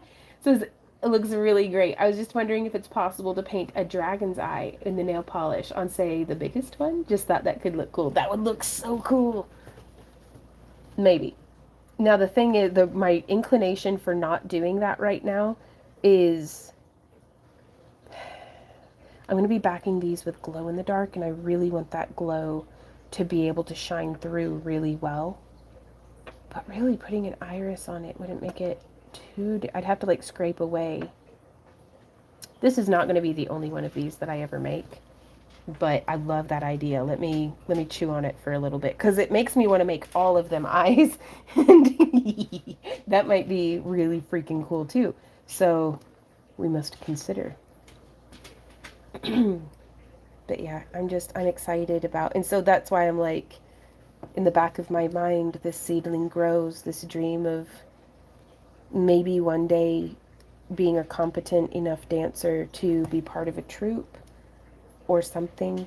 Like, that'd be fun. I really love dancing with other people. But again, an hour away was just a little too far.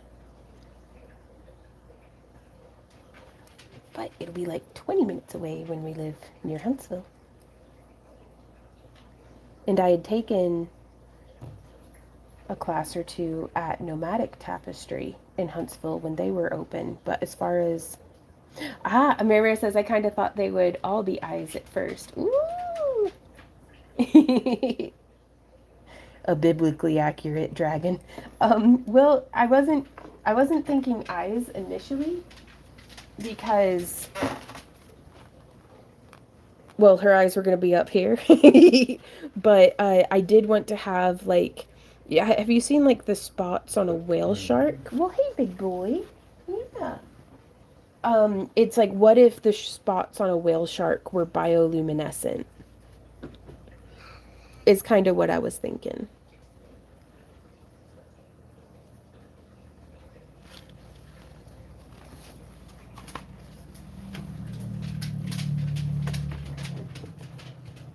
Did you say Tapestry? Nomadic Tapestry. Yeah, it was the name of the belly dance studio in Huntsville, Alabama. 3, 4, 5, 6, 7, 8, 9, 10. But that was like 13 years ago. So I think that studio changed location and then shut down, but in the new location, a new studio has started up, which is very exciting. And then there's also different dance classes, like all sorts of different varieties, from line dancing to salsa to belly dance, at the Lowe's Mill Art Center in Huntsville as well. Hey, Michelle, how's it going? So from what I've seen here in San Antonio and in Austin, you are capable currently at being part of a troupe. Ah! Oh, Michelle, that gives me such confidence. But I hope that I can keep practicing so that if I'm ever presented with the opportunity or stumble across the opportunity by some stroke of luck or something, I'd like to have been well practiced enough on my own that I can take full advantage of the opportunity. So, oh wow, Lydia. Michelle says, been lurking. Woo! How are you doing today? Keeping busy? So we did 16. So it went from 14 to 16. So I wonder if this one, woo, that, woo, come on, there we go. It's okay. I just dropped it sticky side down. It's not even sticky anymore. It's drying so well. Will this 16 fit? No, we will need bigger. And that's how I test this, you guys, is like I just put it feeding in this curved side. That way it slips over. That's too tight. So I know I'm going to need, let's try 17. But also we can count and see. Girl, you could just be a solo dancer, even spinning point, hula hoop. You could make money at shows. Oh, now I do love solo improv, but like improvisational, like dancing, like I feel like that is my strong suit. But I have such a gap. Like I lack footwork. I really need footwork drills and like just moving around the stage more because in my home practice I stay more or less in the same spot. So I'm really looking forward to the house in Alabama too because they've got this big paved driveway that I'm gonna just set up kind of as my dance circle and with the fire pit in the middle, and then I get with my ring. It's kind of like at the Campalongs, but it's paved, so I'll be able to like just dance and dance and dance and not have to worry about rolling down a hill like in my current backyard. Noise. Currently working on a cushion cover with a dragon picture. It's a latch hook. Oh, that's going to be nice. One, that's going to look super cool. Two, a cushion cover. That's going to be, is that like for sitting on? That's going to be super snug. Like snuggly and soft and plush. Oh, thank you, Robin. The silver around the blue. Ooh. Oh, we were going to count. Okay. Ooh, count with me now. Crocheters, watch out. I'm going to be saying words out loud. I don't want to throw off your stitch count. So that's 1, 2, 3, 4, 5, 6, 7, 8, 9, 10, 11, 12, 13, 14, 15, 16, 17, 18, 19, 20, 21. Okay, so we go from 16 to 21. So I'm going to try 18. So we have 10. Again, this is just my thought process, you guys. And you're working on my chainmail. That's my nemesis to close. Well, I'll be showing you here in a minute, Michelle. We'll get there. I lament that we never got the opportunity to really give the half Persian 3-in-1 our all at the camp along, but we'll have more opportunities in the future. 5, 6, 7, 8. Like, something that I would love to be able to offer is if I could travel the world to different belly dance studios or dance studios to do demonstrations and informative, like hands-on lectures about costuming, specifically for costuming for dancing in. But I feel like I have such a gap between where I am now and where I'd like to go with that. So, but this is what I'm intending to learn is I got to get back into making belly dance costumes again. It's just what I got to do. They're the perfect accoutrement to our dragon heads. So there's 8. So I have 2 closed on the first one, you guys, and then 1 closed on each after that. And I'm going to do none on the last one. I wonder how many jump rings you've opened and closed in your lifetime thus far. Dude, if you could count the rings in my carpal tunnel, like rings on a tree. It's been keeping track, I'm sure. But no, probably like, I don't know, a bunch at least. Like a metric bunch.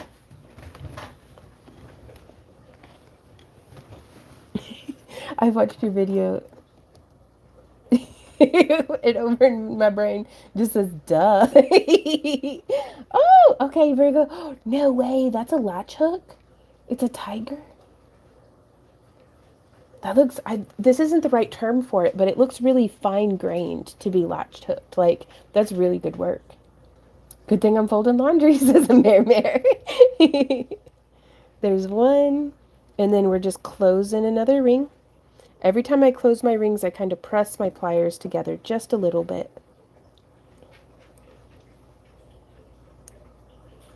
Until we get those ends to butt up. Ooh. you come with me now? Because there for a while, Randy and I were weaving like chainmail bras and chainmail halter tops and stuff. That was a lot of rings. But then we also do a lot of micromail back in the day too. We don't carry, somehow we carry more chainmail but less chainmail than what we used to. I think it's because I do less experimental stuff now. And necklaces don't sell as well for us as what they used to. Probably because we don't make them. But we used to do a necklace that was like solid Celtic visions from clasp to clasp. Just no mechanized chain at all. Just Celtic visions all the way across, joining together Celtic stars, which was gorgeous. Okay, so that's all we need for that one. So now I'm going to try really hard to be good and zoomed in for you guys.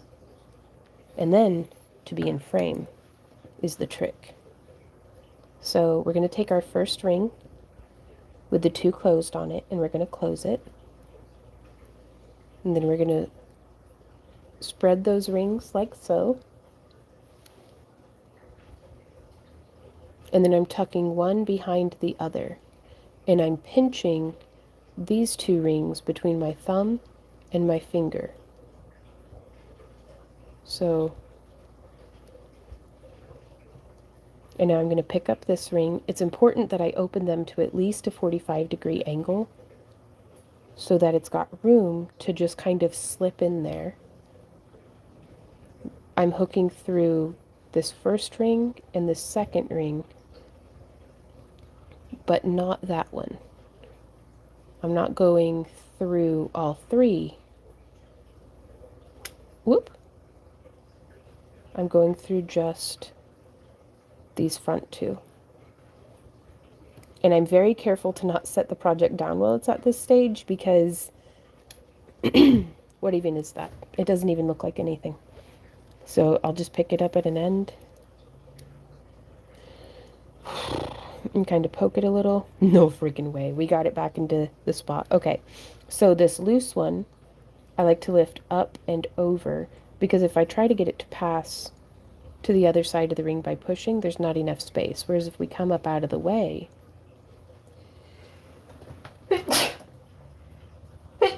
excuse me, then it lets us bypass that ring and nestle in behind. So we're stacking the rings into a pattern. And then again, I'm going to hook through this front ring and then the next one and close it. If you've never woven this weave before, the half Persian 3-in-1, I highly thank you, Oz. I highly recommend using stretchy rubber rings as well. Maybe using a 16 gauge 1/4 inch aluminum with a 16 gauge 1/4 inch EPDM rubber ring. I get mine from the ringlord.com. But that way, the closed ring that's on each of these, that would just be the stretchy ring. And I find it very helpful because it would be a different color. And so that way I can make sure that I'm only going through the silver rings as opposed to the colored rubber ring, which they have them in all sorts of different colors. They even have them in glow in the dark. But those ones are made of silicone, and I don't believe they're as sturdy as the EPDM.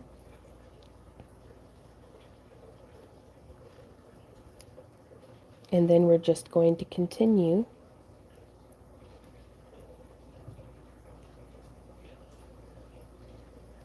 positioning, tucking, picking up, pushing through.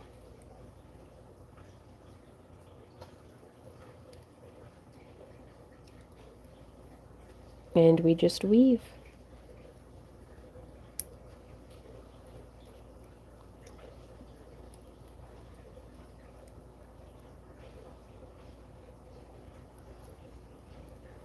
The less I can move my pliers, the more efficient I feel. Now I do like to make sure that I'm getting a good solid connection. And that's why I love these bent nose pliers. Well, hey Lynn, how's it going? Is because I can use just the point of the tip of the pliers to hold the ring as I position it. Then I use the broad side of my tapered flat nose pliers You could also just use flat nose pliers, but then I come in and use the broad side of my bent nose, which gives me a nice connection point, and then we're able to just wiggle that ring shut, no pokey bit, and then tuck it behind. Now I'm going to keep weaving until we are 2 units, which, by the way, a unit is, for this weave, that's just what my husband and I call it. It's one open with one closed on it. And this is how, is it considered speed weaving? Like, is that what but it's just prepping the rings up. There's a lot of terms for these things, and I don't know all of them, but that okay. Whoop. Whenever my pliers slip like that, it's usually because I didn't get enough of the ring into the jaws of the pliers. But yeah, whenever I get to the last 2 units, I'm going to wait a moment. So I've got 3 left. Kimberly says, what's the largest chainmail piece you have made, and how many centuries did it take you? Probably the scale mail kilt. There was a gentleman who had ordered a custom scale mail, like, kilt wrap, like a just a skirt, really, like a wrap skirt, made entirely out of scales. And that took probably a month of Randy and I working on that. It was the largest as far as square footage goes. Oh, I'm so glad you love them, Lynn. Really? You think that took longer than the chandelier? We got the chandelier made in like a week. Maybe. But I just know that in sheer number of rings, square footage, like big piece, that kilt was massive. Because he was tall. And he wanted it to come down to his knees. Okay, so this is not enough to go all the way around. But yeah, we just added some new cabochons to the shop. And you can use coupon code HAPPYCRAFTER to get 10% off of your order at backtoearthcreations.com. So it looks like we gauged correctly to go with the 18. Thank you, honey.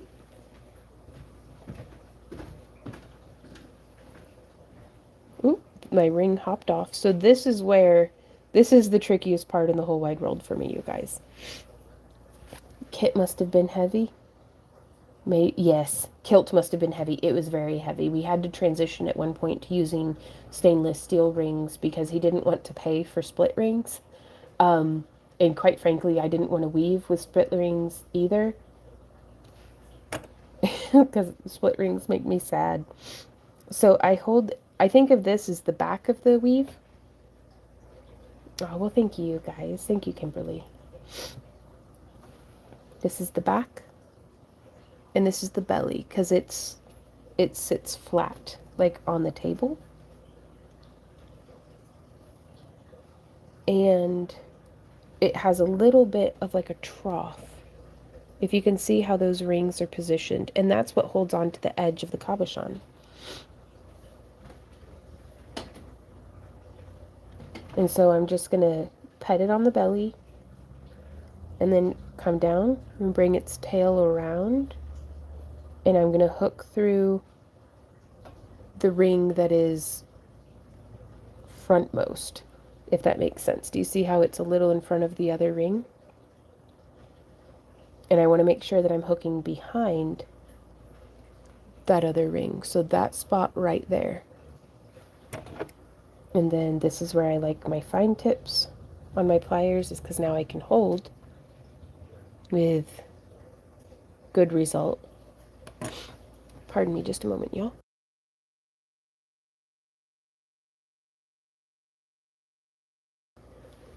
Okay. And so from here, I want to take this ring. It doesn't need to be below like that. I'm grabbing it with my bent nose pliers to push it through and lift up. So the same technique that we were doing earlier to bring the ring up and over to the back. Because if I try to just push it down, Well, it just doesn't work. Whereas if I grab it and push behind, well, shoot, now that I got it there, it's not wanting to go. Oh, well, this one tucked around onto the wrong side. So I'll just grab it, lift up, and go behind. So now you can almost, if your pattern recognition is catching it, you can see that we need to pass through just right there on this ring, just to get it to do the same thing that those other rings are doing.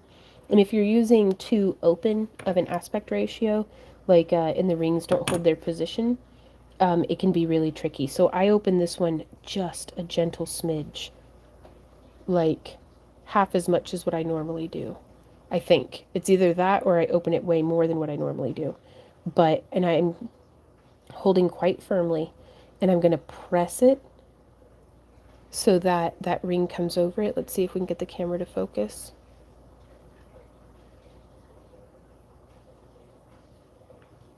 Come on, camera.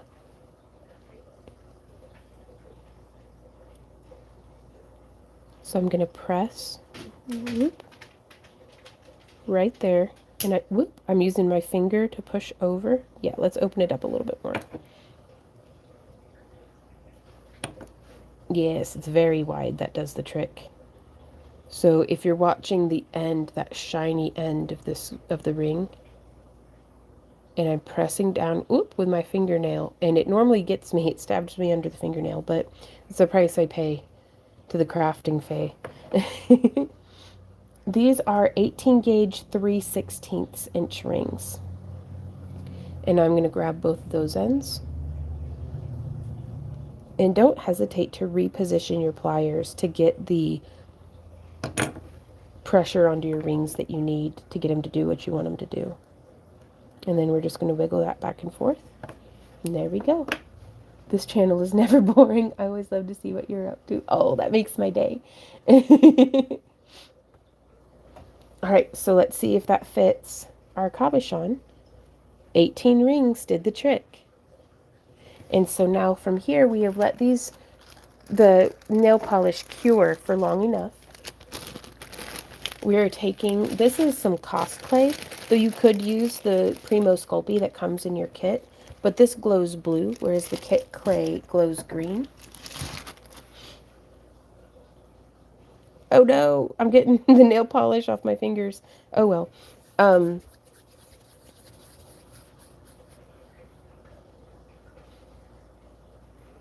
I'm going to take probably half of that, and I'm just going to press it into the back. We don't even need that much. Okay. So like the size of a wasabi pea from the store. And it's going to change depending on which size back we're filling in.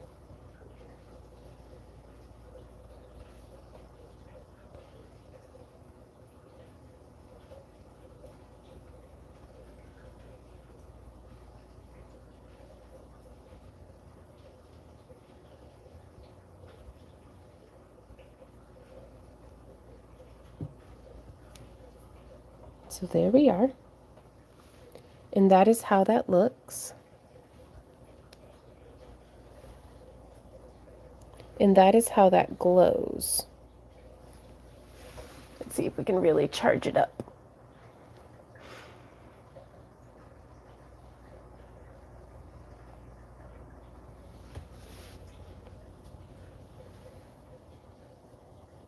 Do you see it glowing?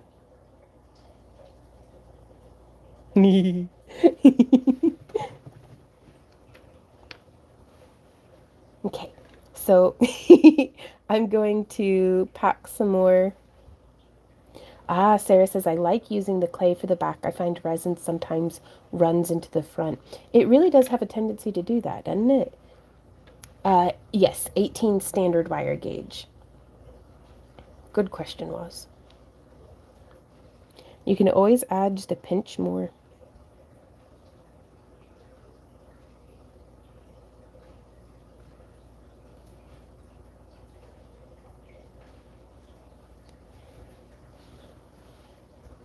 And now I bet something that we could do is to pack some I wonder if there's something that we could do to the front to keep the resin from coming through. My only concern with using Cost Clay here is that it is very flexible.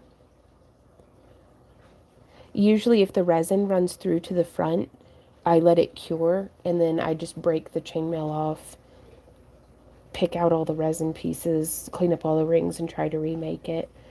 Just because I'm never able to get it to be like nice again on the front. And it's so important to me that it's like nice on the front. So I may end up doing a little bit of UV resin around in the front, though I don't know, I really love that crisp line.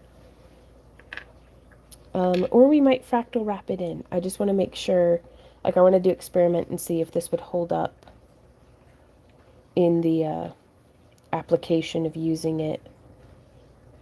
Because the Persian baubles themselves shouldn't be load bearing. You know, they're just going to be suspended between these two lengths of chain, and those will be what are load bearing. Hey, Randy. Yeah. Can I trouble you to set me up a bunch of units for half Persian 3-in-1? Yeah. I know you've been busy all day already. What rings? These ones in here.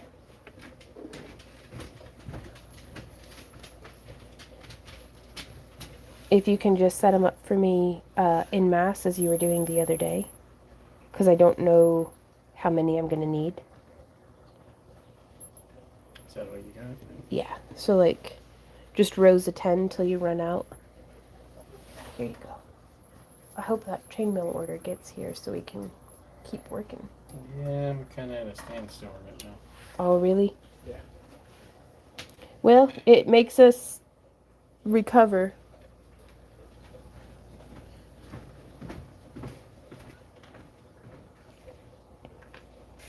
And so, just popping all of these.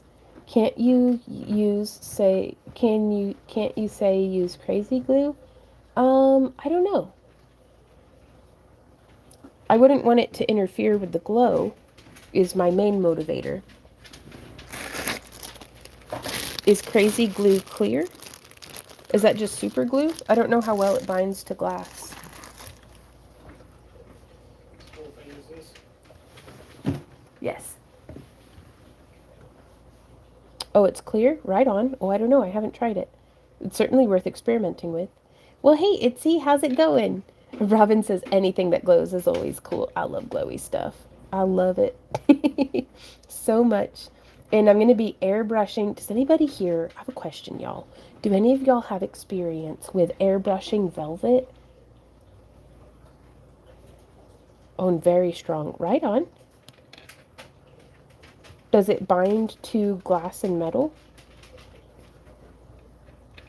Do you know?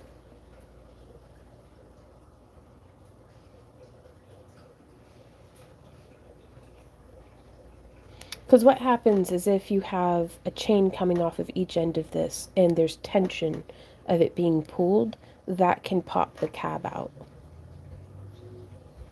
Even when it's been glued in. So I think that's why I'm taking to liking backing things with the polymer clay, is because it's forcing it to stay in that shape. Though I may also back this with UV resin just to try to cut down on the flexibility. Did I say hey, Itzy? I read you saying hi, and I don't know if I said hey out loud or in my head. But hey, how's it going? I'm going to finish getting the bezels that I have set with the polymer clay. And then I'm going to pick. We had another order come in, which makes me so happy. Ooh, dog fur. Dog fur's always free. Do do do do do do do.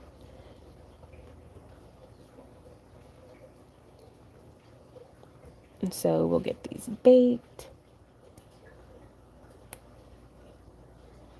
You did? I'm good. Thanks. Just making a snack. Ooh, I like snacks.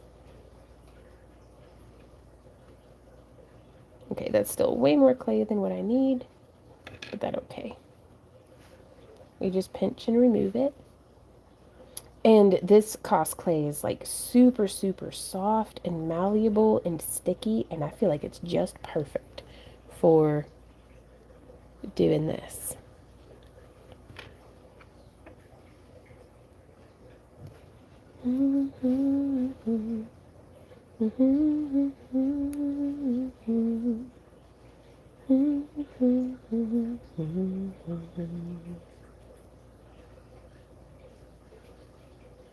But yeah, I'm just letting the polymer clay kind of hug up over the ring just a little bit on the chainmail, just to hold it, you know?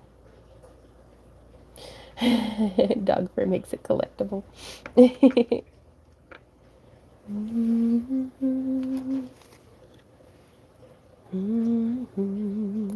Well, hey, Jean, how's it going?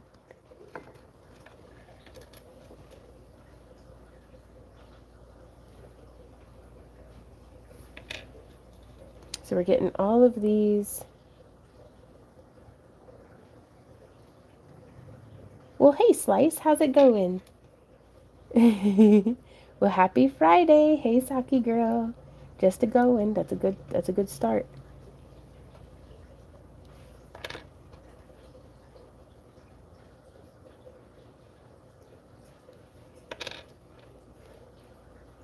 I love Persian baubles, y'all. Just love them. Randy and I use these as an element in a whole lot of our necklaces and things, bracelets, rings. Ooh, Saki girl. I saw where y'all gotta paint the house. Can't you just wash it? No, there's parts of our house. We need to paint the house. We need actually to reside the house. To paint it is just to polish a turd at this point. But no, the city's just, they're doing their beautification for tourism, and our house is on a busy road and is an eyesore. So they sent out similarly threatening letters to a lot of our neighbors as well about we'll get taken to court if we don't beautify. And I'm just like, you know what? We were planning on moving anyways. This is just making it a little easier to say goodbye. So, Saki girl, we are making a dragon costume.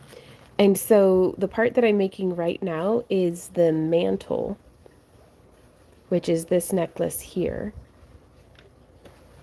And these are the baubles that will be going in between.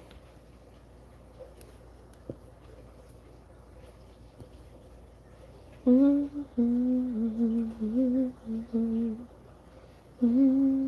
very excited about it. We're going to be wearing it hopefully to the Ren Fair if I can get it done in time. And hopefully to SoonerCon to compete in the costume contest, which I think will be a lot of fun. It might double the value of your house.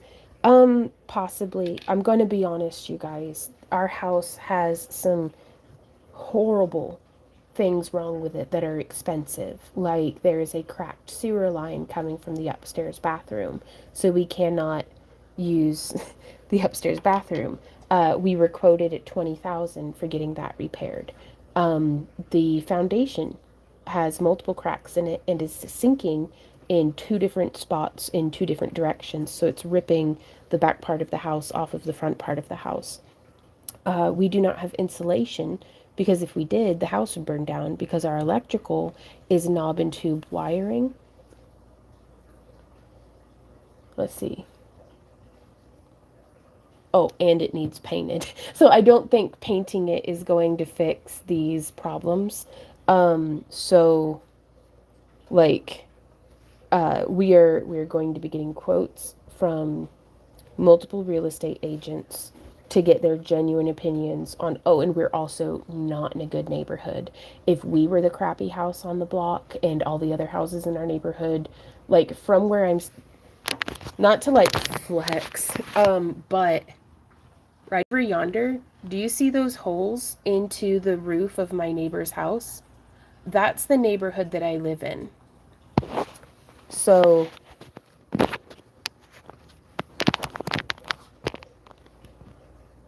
I don't know that we'd be able to get the investment that it would take to get our house, which is terrible because I love this house. It's a really, it was built in 1905. It has some really beautiful elements to it, but, you know,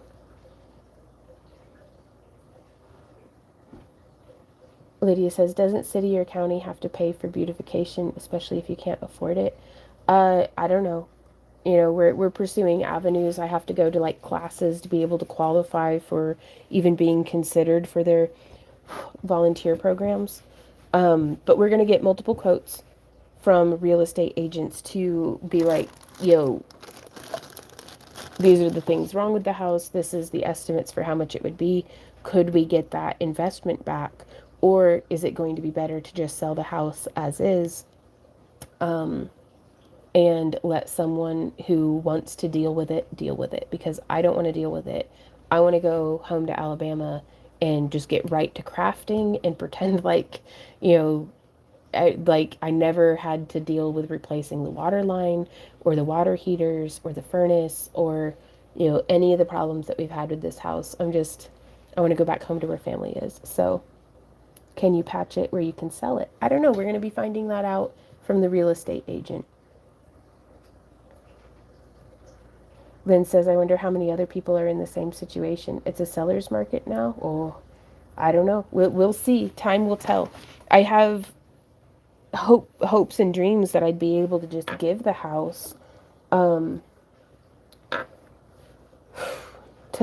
my niece, but who lives here in Missouri now. But I don't even think I'd give this house to somebody that I dislike. So because I think whenever it sells, whoever the next homeowner is going to have to get stuff fixed. Because I don't know if the same clauses whenever we inherited the house of them being grandfathered in, I think they're going to have to fix the electricity and stuff. And it's like, yeah, I want somebody who wants to renovate this house into their dream home to buy this house and deal with all of that crap. I don't want to deal with it. They can have the good soil I built in the garden. They can have my rose bushes. I'm taking my hostas and going to Tennessee or to Alabama. Oh, Kimberly says, do you already own a home in Alabama? Not yet. All of this is based on manifestation and optimism. But no, one of my very best friends is selling her home near Huntsville, Alabama, and she's selling it to us on a land contract. We're still getting the details worked out with a lawyer to make sure that we're both covered for just whatever may happen. You know, if we get sick, if she gets sick, you know, if we want to pay it off early, we'll need to get all of those details figured out. But so far, unless some insurmountable obstacle arises, we'll be moving in October. So Jean says, yeah, if it's that bad a shape, I wouldn't want to give it to family. Exactly. If they have programs where people don't have monetary to repair the city or county. We've applied for them, but we are required to go to classes, and we won't know until September if we qualify. So we'll see. We're experiencing. Kimberly says, you have a great community here to help you manifest it. Just saying, dude, y'all help us move mountains. I have complete faith that if we just keep going and keep rolling with the punches, we've got this. We can do this.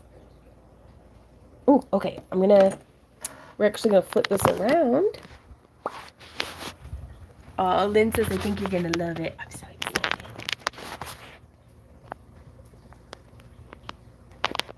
Oops. Nope. I didn't mean to press that button. Okay, everything's still okay. Boom. We had another order come in. Speaking of helping us manifesting things, thank you to everybody who has placed an order with our shop update. We had some groovy cabs and some dichroic fused glass get listed up for sale. And if y'all find yourself in a shopping mood, do feel free to use coupon code HAPPYCRAFTER to get 10% off of your order. Jean says, so y'all still at some time still wanting to move to Tennessee? I don't know.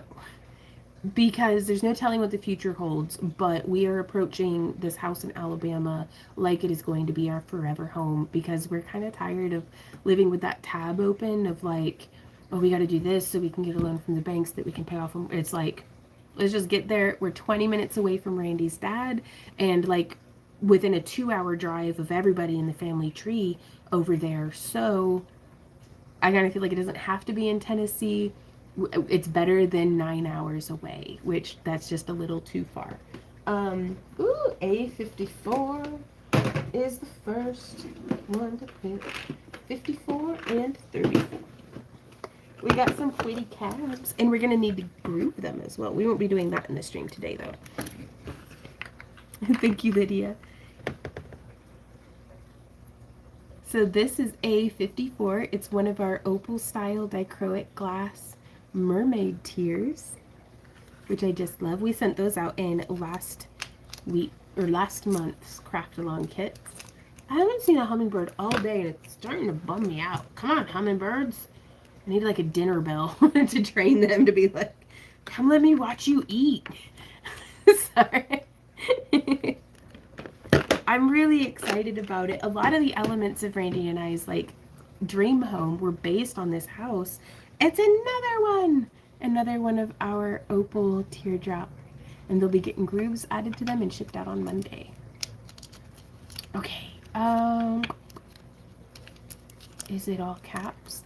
It's no space, just lowercase. Happy Crafter. It should be linked down in the video description, Jean. Amarmare says, I need to manifest something here. We want a little farm so bad. Oh, you can do it, Amarmare. All things in their time.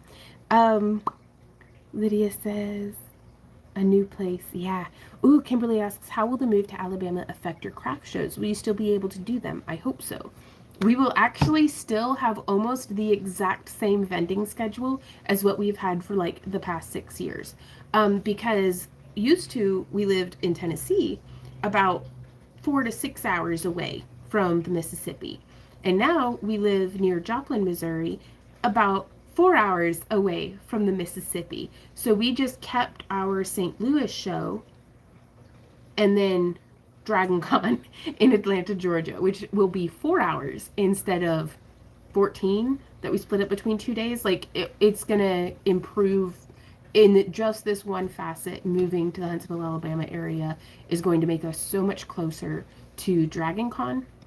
It'll be 2 hours farther to St. Louis, but 10 hours closer to Atlanta. So I'll take that, because suddenly not only are we much more accessible to all of the various sizes, there's some massive, like I bet the Northeast Alabama Crafters, the NECA, Northeast Alabama Crafters Association, I think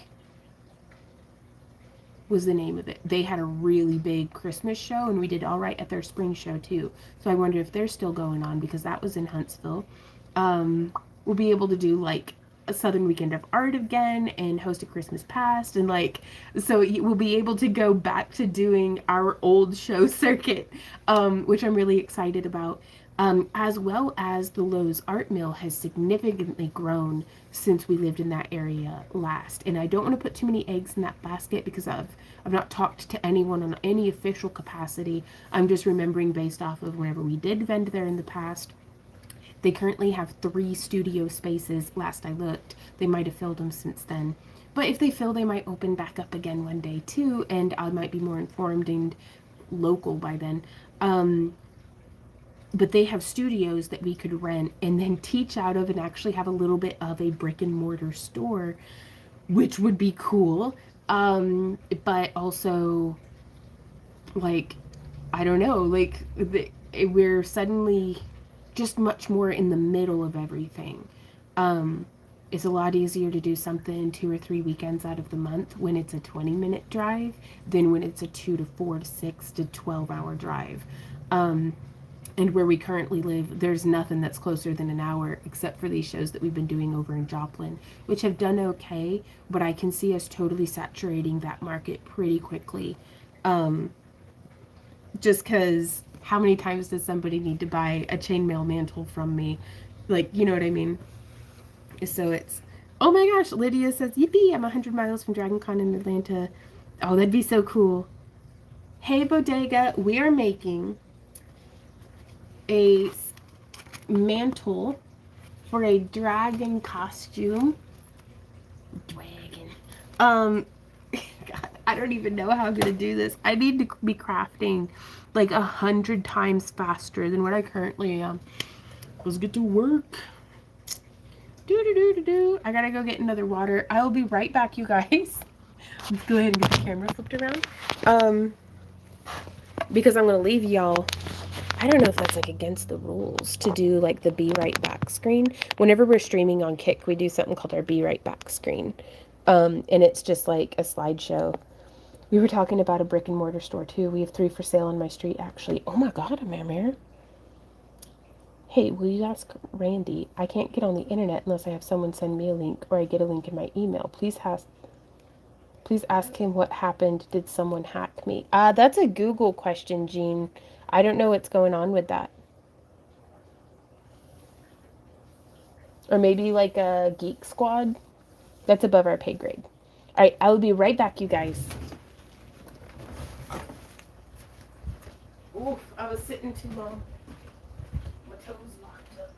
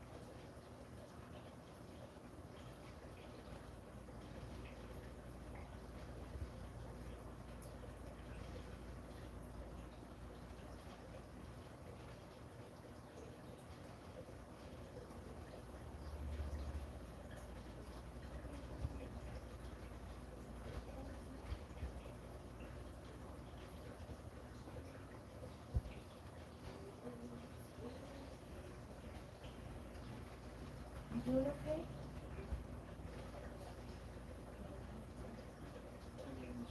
I'll take that.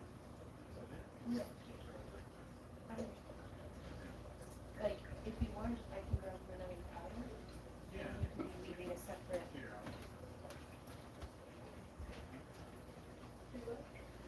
Oh. Sorry. You're the greatest. Alrighty, y'all. I was able to pick up a fresh, hot batch of chainmail rings. Hot off the randy. That's a weird way of saying it. Never mind. Right. Oh no. Yeah. Take it back to Best Buy, Jean. That might be the best course of action. Right?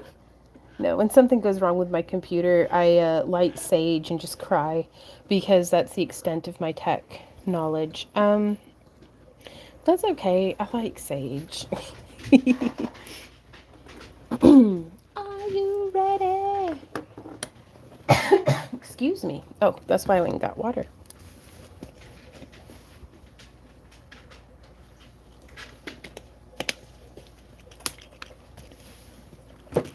Hydrate so you don't dehydrate. So something that I've been seeing pop up, like there's one in Joplin that it's like a boutique store. And that's super cool to me. Excuse me, because they staff it. You just have a booth in it, almost like an antique mall sort of thing. Just a sec, y'all.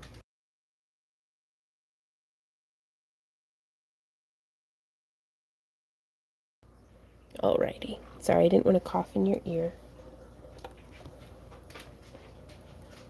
But in that way, you know, I think they're charging like 200, maybe 275 a month for a booth. Now it may differ area to area, but if you're going to rent a brick and mortar store, you may be able to set up a shop like that, like in kind of in concept, That way you're not responsible for the sole production of inventory. I imagine the boutique takes a cut of each sale. Deals with the processing fees and stuff. Ooh, 30 minutes. Thank you, baby. Or you could, be in a store like that yourself too. So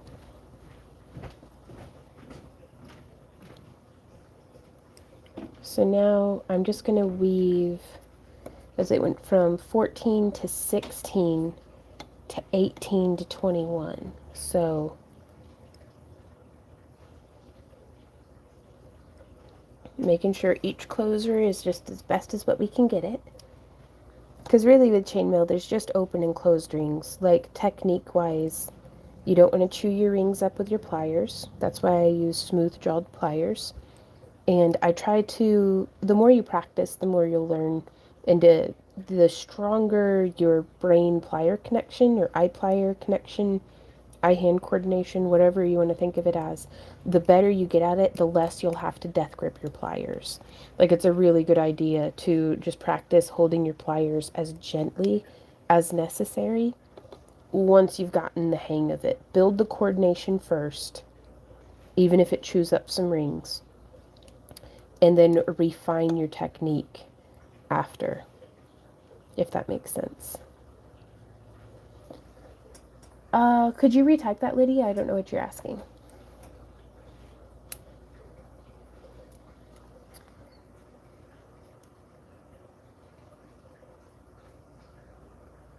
Well, hey, Melisande, how's it going? So I'm going to take one of the extra off of the one that he prepped for me. So there's 11, 12,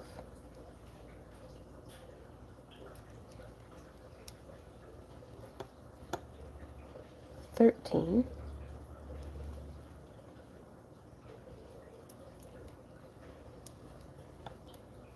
14, and then that's enough to go around a 15 millimeter. So we're going to do 15. And then for the last one, grab an empty ring, just an open one, that's 16. We're going to close it. Line those rings up nice and well. And then we're going to open that nice and wide. And then just tuck it right over. I really rely on my finger to push that ring over it. And then close it.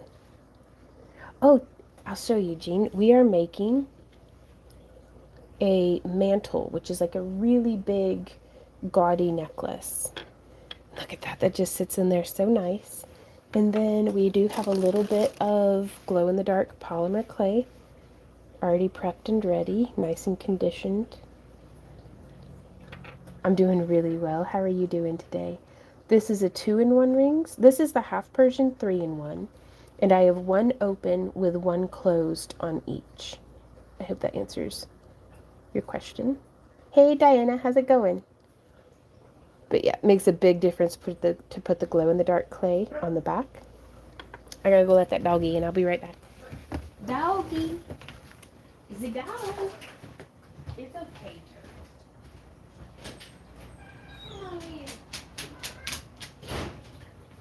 He said, doggy, you wanna come on in? Yeah. He's my big boy. Yeah.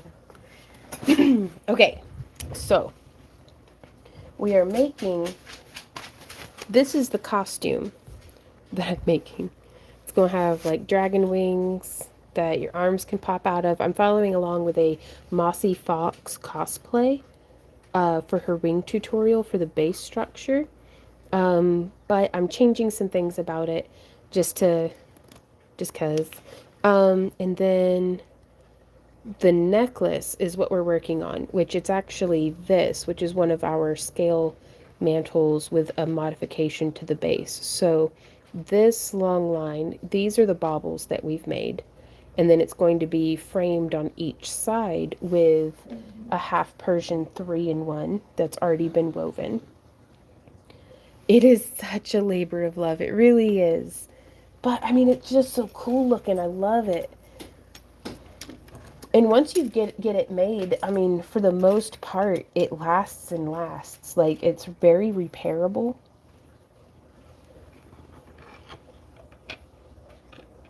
Okay. So I'm not entirely certain on how we'll be doing the spacing just yet. If you guys want to see more about this, we will be streaming tomorrow on Kick from 3 to 6 p.m. Central Standard Time. But, so these are going to be joined together. I anticipate I'm going to be using a ring to attach, yeah, like that. 2 rings to attach to the one. We could go wider with it, but I don't know if that's going to be necessary. Because if there were like a little Mobius flower in between each, but again, I don't think that'll be necessary. And the way that it's going to look on the end, because these are the 15 millimeter, it starts tapering up to, whoop,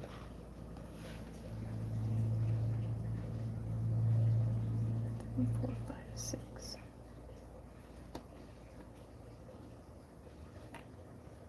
If you can kind of see how that taper increases. So these are going to be like around behind my neck whenever it's being worn. But I anticipate the way that we're going to be doing the ends is joining it together. Oh, come on, camera. Like that. With a big ring on each end and then like a clasp. A very substantial clasp will be necessary. So, and then we'll have the mirror finish scales coming off with a curb chain in between the scale strips. Though we'll have to figure that out. I don't know, we're kind of designing a piece just to see what we can do, so we can fine tune it from there into what we should do to get the effect that we're looking for. Yeah, turtle, turtle.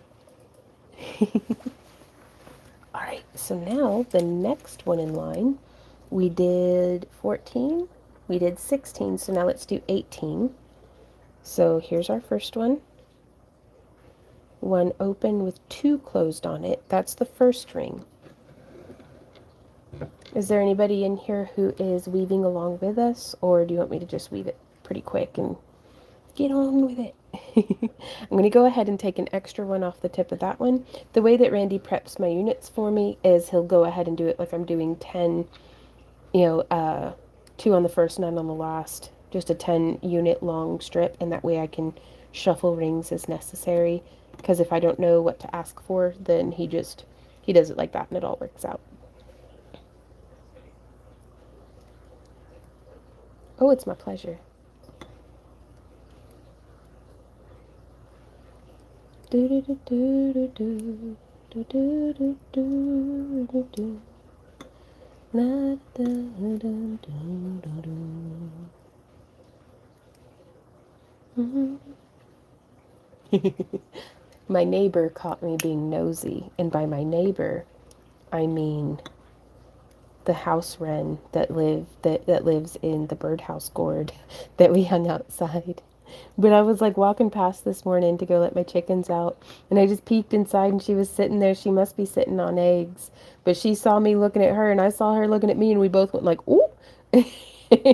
So I left her be, but she caught me being nosy and snooping around to see if there was a bird in there. And there was. It makes me so happy. Right on, Mare. Your time will come.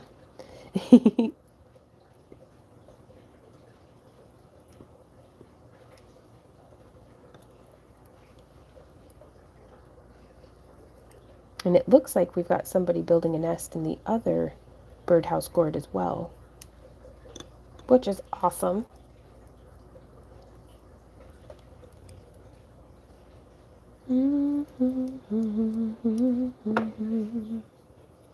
Okay, so there's 10. That'll be 11, 12, 13, 14, 15, 16, 17, 18 will be the last one. And I like to just scooch the rings around because then I don't even have to keep track in my head. I'll just pull rings till I get to the one without one on the end, and then I'll join it. So just hooking the rings through. And now this polymer clay that we're filling the back in with, I'm definitely going to need to bake this. So we have the oven preheated to 275 degrees. I am so hoping that we have enough rings to get us through to the end of this project, because this is literally, like, I think the absolute last of this ring size that we have in the house. But we do have more on the way from the ring lord, so we shall see.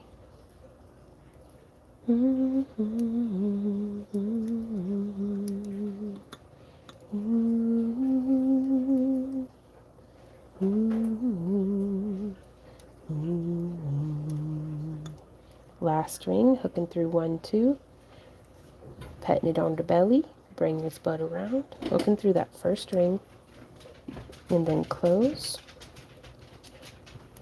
How's it going, baby? Oh, wow, he just brought me more. Thank you. We'll see how far it gets us, won't we? Mm-hmm.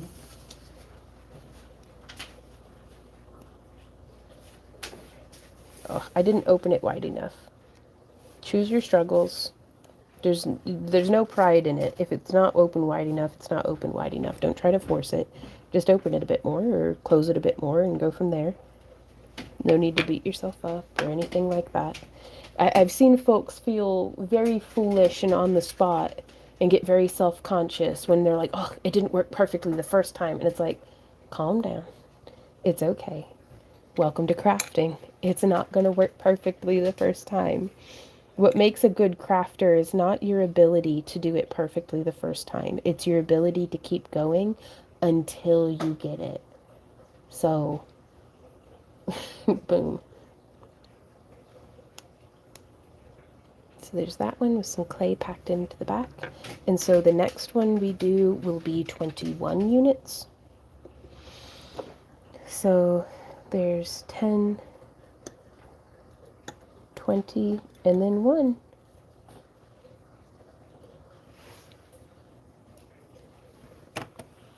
So I'm going to pick up that one. I don't think we're going to have enough to do all of them, but that's okay. That is okie dokie.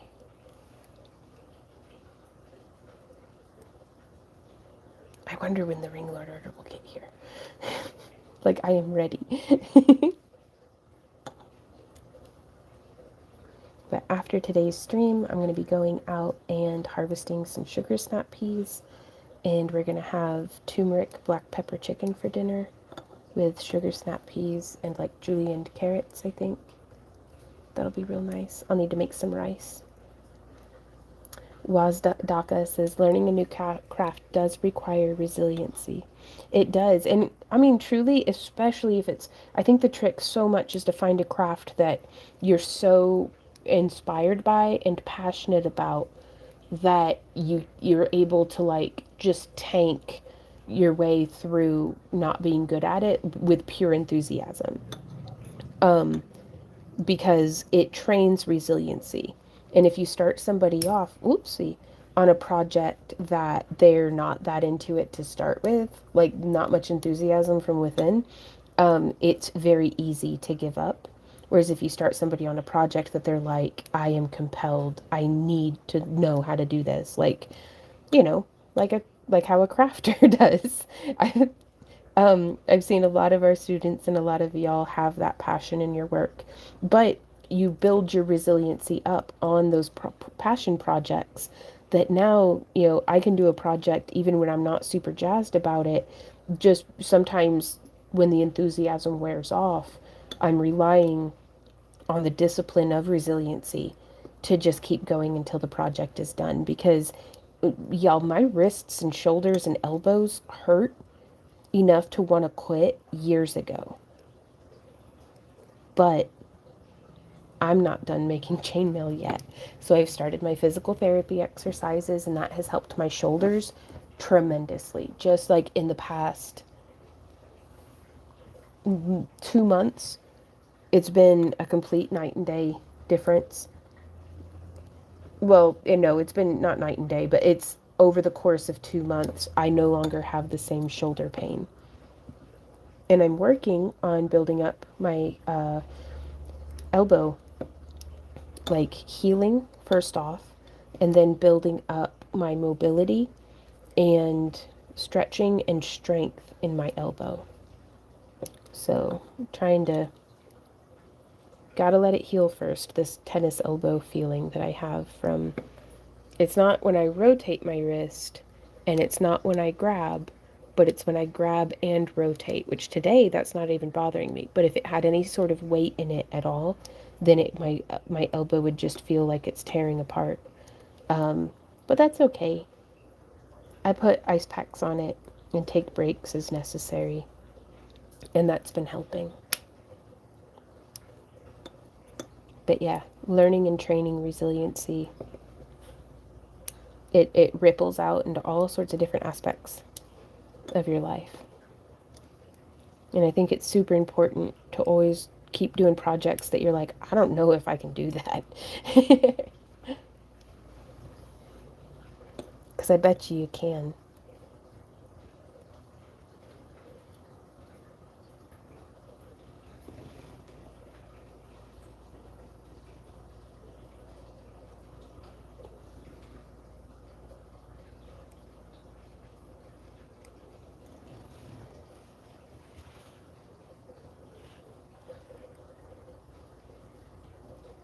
Sorry, my neighbors just completely stopped walking in front of my house.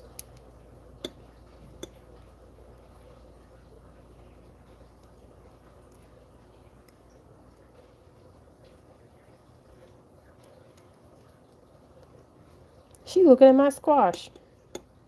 That's my squash.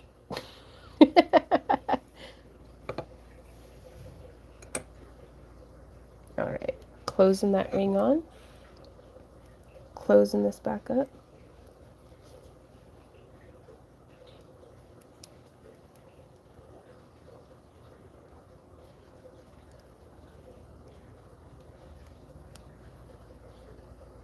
I'm really looking forward to not living on such a busy street that strangers are walking by and reaching over the fence and touching my plants. Okay, so there's another one.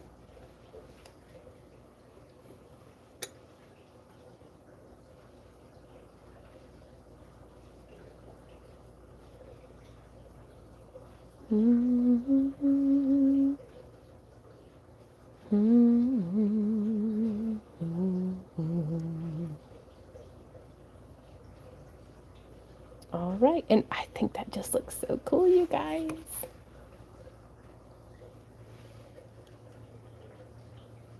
What do y'all think of that? Do you think it's a good enough gradient? Like, I mean, this is for stage wearing as well, so it's a lot of these fine details are going to be completely lost on, you know, somebody unless they're like up close.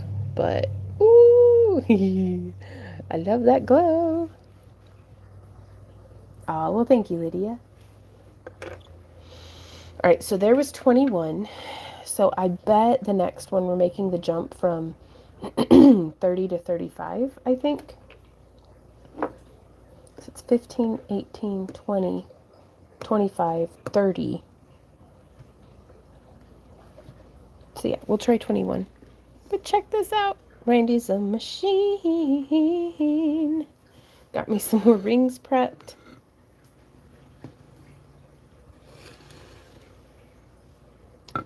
Love, love, love it. Okay.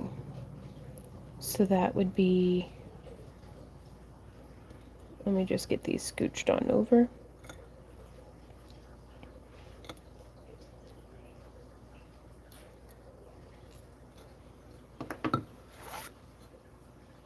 And we can also start putting these on this tile.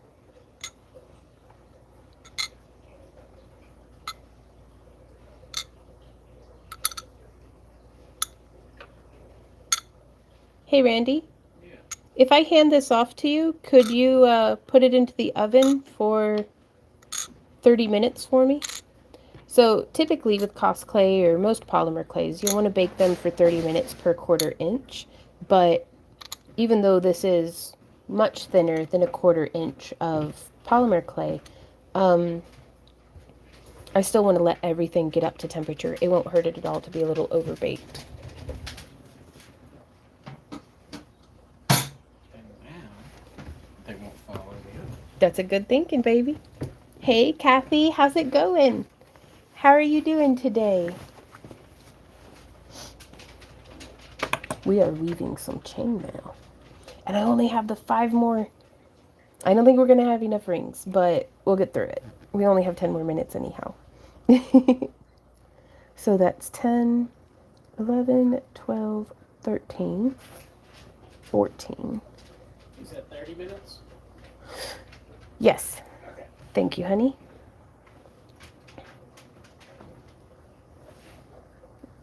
10, 11, 12, 13, 14. So that'd be 24. Yeah, we'll see. So I'm weaving with, if you just came in, I'm weaving with 18 gauge 3/16 inch rings.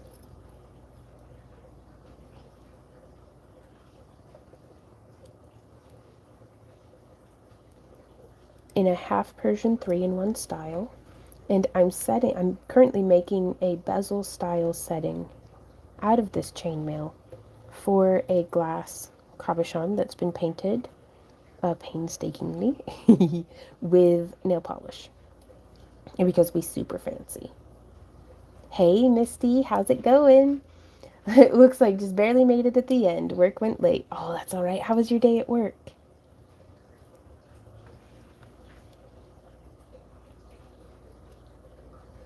Oh no, sleepless night. I'm in recovery. Right on. Oh, that's rough. Sleep is so crucial. Busy. So glad it's over and it's weekend time. Nice. Well, Randy and I are working on making a costume that I'm going to wear it to the Ren Fair to test it.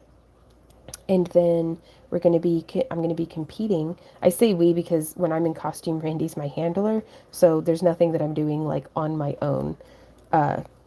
He's there playing support, which is fantastic. So that's it's not just me and a mouse in my pocket. It's me, the mouse, and Randy. But we're going to be competing in the costume contest at SoonerCon. Though I haven't heard back from them, I think I'm just going to go ahead and register for the costume contest. I sent them an email what feels like ages ago, and I haven't heard back about whether or not their costume contest is open to original characters. Oh, you mean hamster in your pocket? Yes, I love that.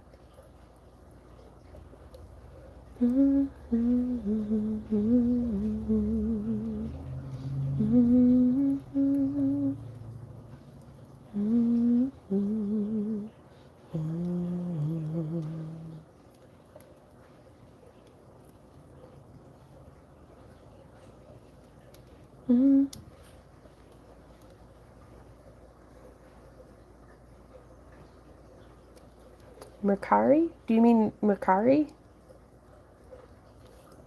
I think I've heard of that one.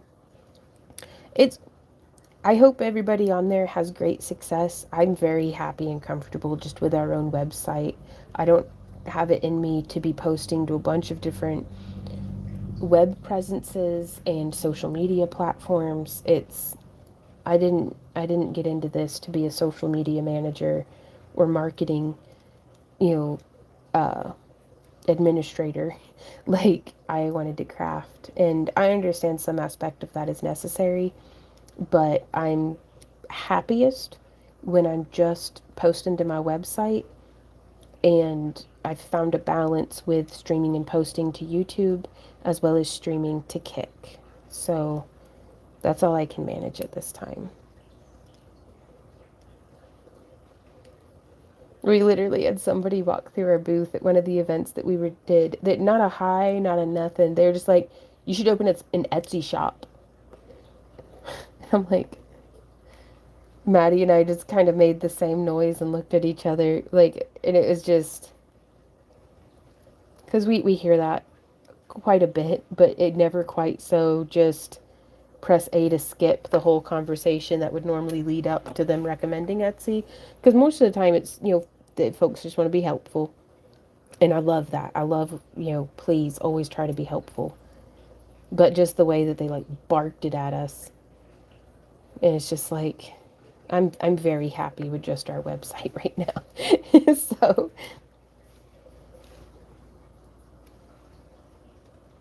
gotcha. Misty says there's tons of small sites and platforms. Many people have to decide to focus on just the core main ones due to time plus reach of those platforms. Yeah. Now the trick is to, there is like a period of having to really try and test out and see which platform you like best and which platform you perform best on. But I'm of the opinion that you don't need to be you don't need to be everywhere because it's going to stretch you too thin. Like unless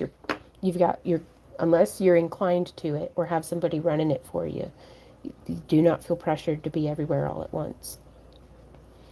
Mm-hmm.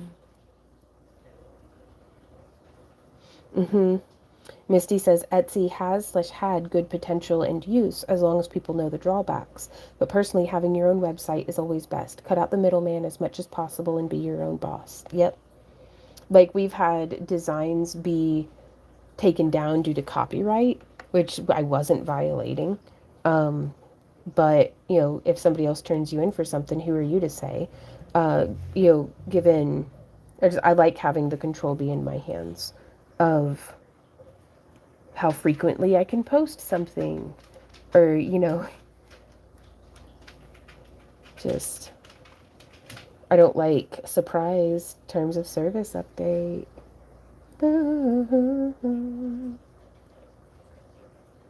And my least favorite is getting lost in an algorithm, and that's what's been most frustrating about social media lately, is it feels like, why am I even bothering if they're not even going to show me to the people? And I'm not even just talking about YouTube. I'm talking about, everybody, Instagram, Facebook, TikTok, they all want you to pay for ads, to get your posts seen. And that just makes me tired. I'm like, no, you're just pay gating this. And so as soon as a platform or something starts trying to strong arm me like that, I just move elsewhere. Like we're going back to doing in-person shows. And it's phenomenal, you guys. Like, oh my gosh. YouTube had me, now I am complaining about YouTube. YouTube had me feeling like I just sucked. Like I just stunk. Like I was the worst. And that's why the channel wasn't doing well. But it's like then we go and do 3 shows back to back, and they're the best 3 shows we've ever had. I was like, well, maybe I don't suck so bad. I mean, I might, but I still did all right. So that was 1, 2, 3, 4, 5, 6, 7, 8, 9, 10, 11, 12, 13, 14, 15, 16, 17, 18, 19, 20, 21, 22, 23, 24, 25 to go around the 30 millimeter cabochon. I remember when Etsy was new and the handmade, handcrafted people all thought it would be an amazing place, especially for glass artisans, but they didn't listen, didn't introduce good categories for glass people. Then they allowed mass producers, distributors, and just all their rules and fees really can be a huge drawback. Yeah. I mean, it's kind of how it goes, though. Every mountain erodes down into a valley of, or a little hill of what it used to be. But something new will come of it. Some good comes from it. It really does. So what was that, 25? So it's 1, 2, 3, 4, and this 5th one will stay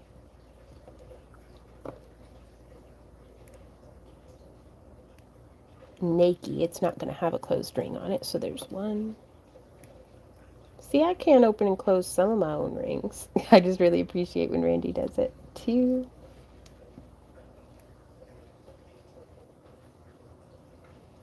3, and 4.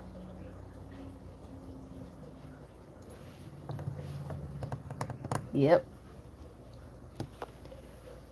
Hey, Conchetta. These are glass that I have painted with nail polish to get that sheen to them. But we do have some other fused dichroic glass in our shop update that we've just added, which I was kind of thinking some of these might look really cool, like grooved and hanging down. Oh, that'd be so neat. Anyways, but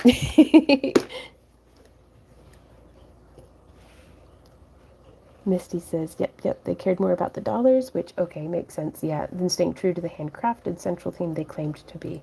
Yeah, and it's, I mean, it's difficult, you know, because I understand wanting to increase profits. I, too, run a business. But if you don't stay true to the core of what you started, then, you know, they basically just became AliExpress or Amazon. Like, you can find a lot of the same things on Amazon and AliExpress as what you can on Etsy. And it's really drowned out the businesses that helped Etsy make all that money off the fees and stuff, you know? So, alrighty, y'all. It is that time of day where I'm gonna finish up this cabochon, then I'm gonna go have a waller around in the garden while I harvest some sugar snap peas for dinner. And then if you want to see what we did this evening after the live stream, be sure to check out our weekly vlogs that we've been dropping on Tuesdays.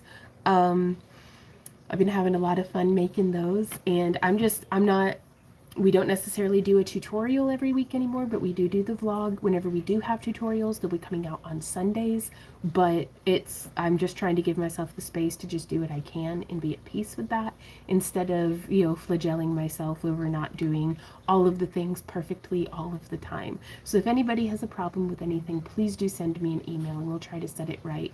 But I'm doing the best I can, honey. So thank you guys for being here and hanging out with us today. We will see you hopefully tomorrow over on Kick. We stream on Kick, kick.com, every Saturday, Sunday, and Monday, unless we don't, because of shows or something, from 3 to 6 p.m. Central Standard Time. You can sign up for a free newsletter at backtoearthcreations.com. That way you never miss a thing. But I will see y'all tomorrow. And until then, you guys, thank you again for being here. And happy crafting. Have a great rest of your day. Mwah. Bye.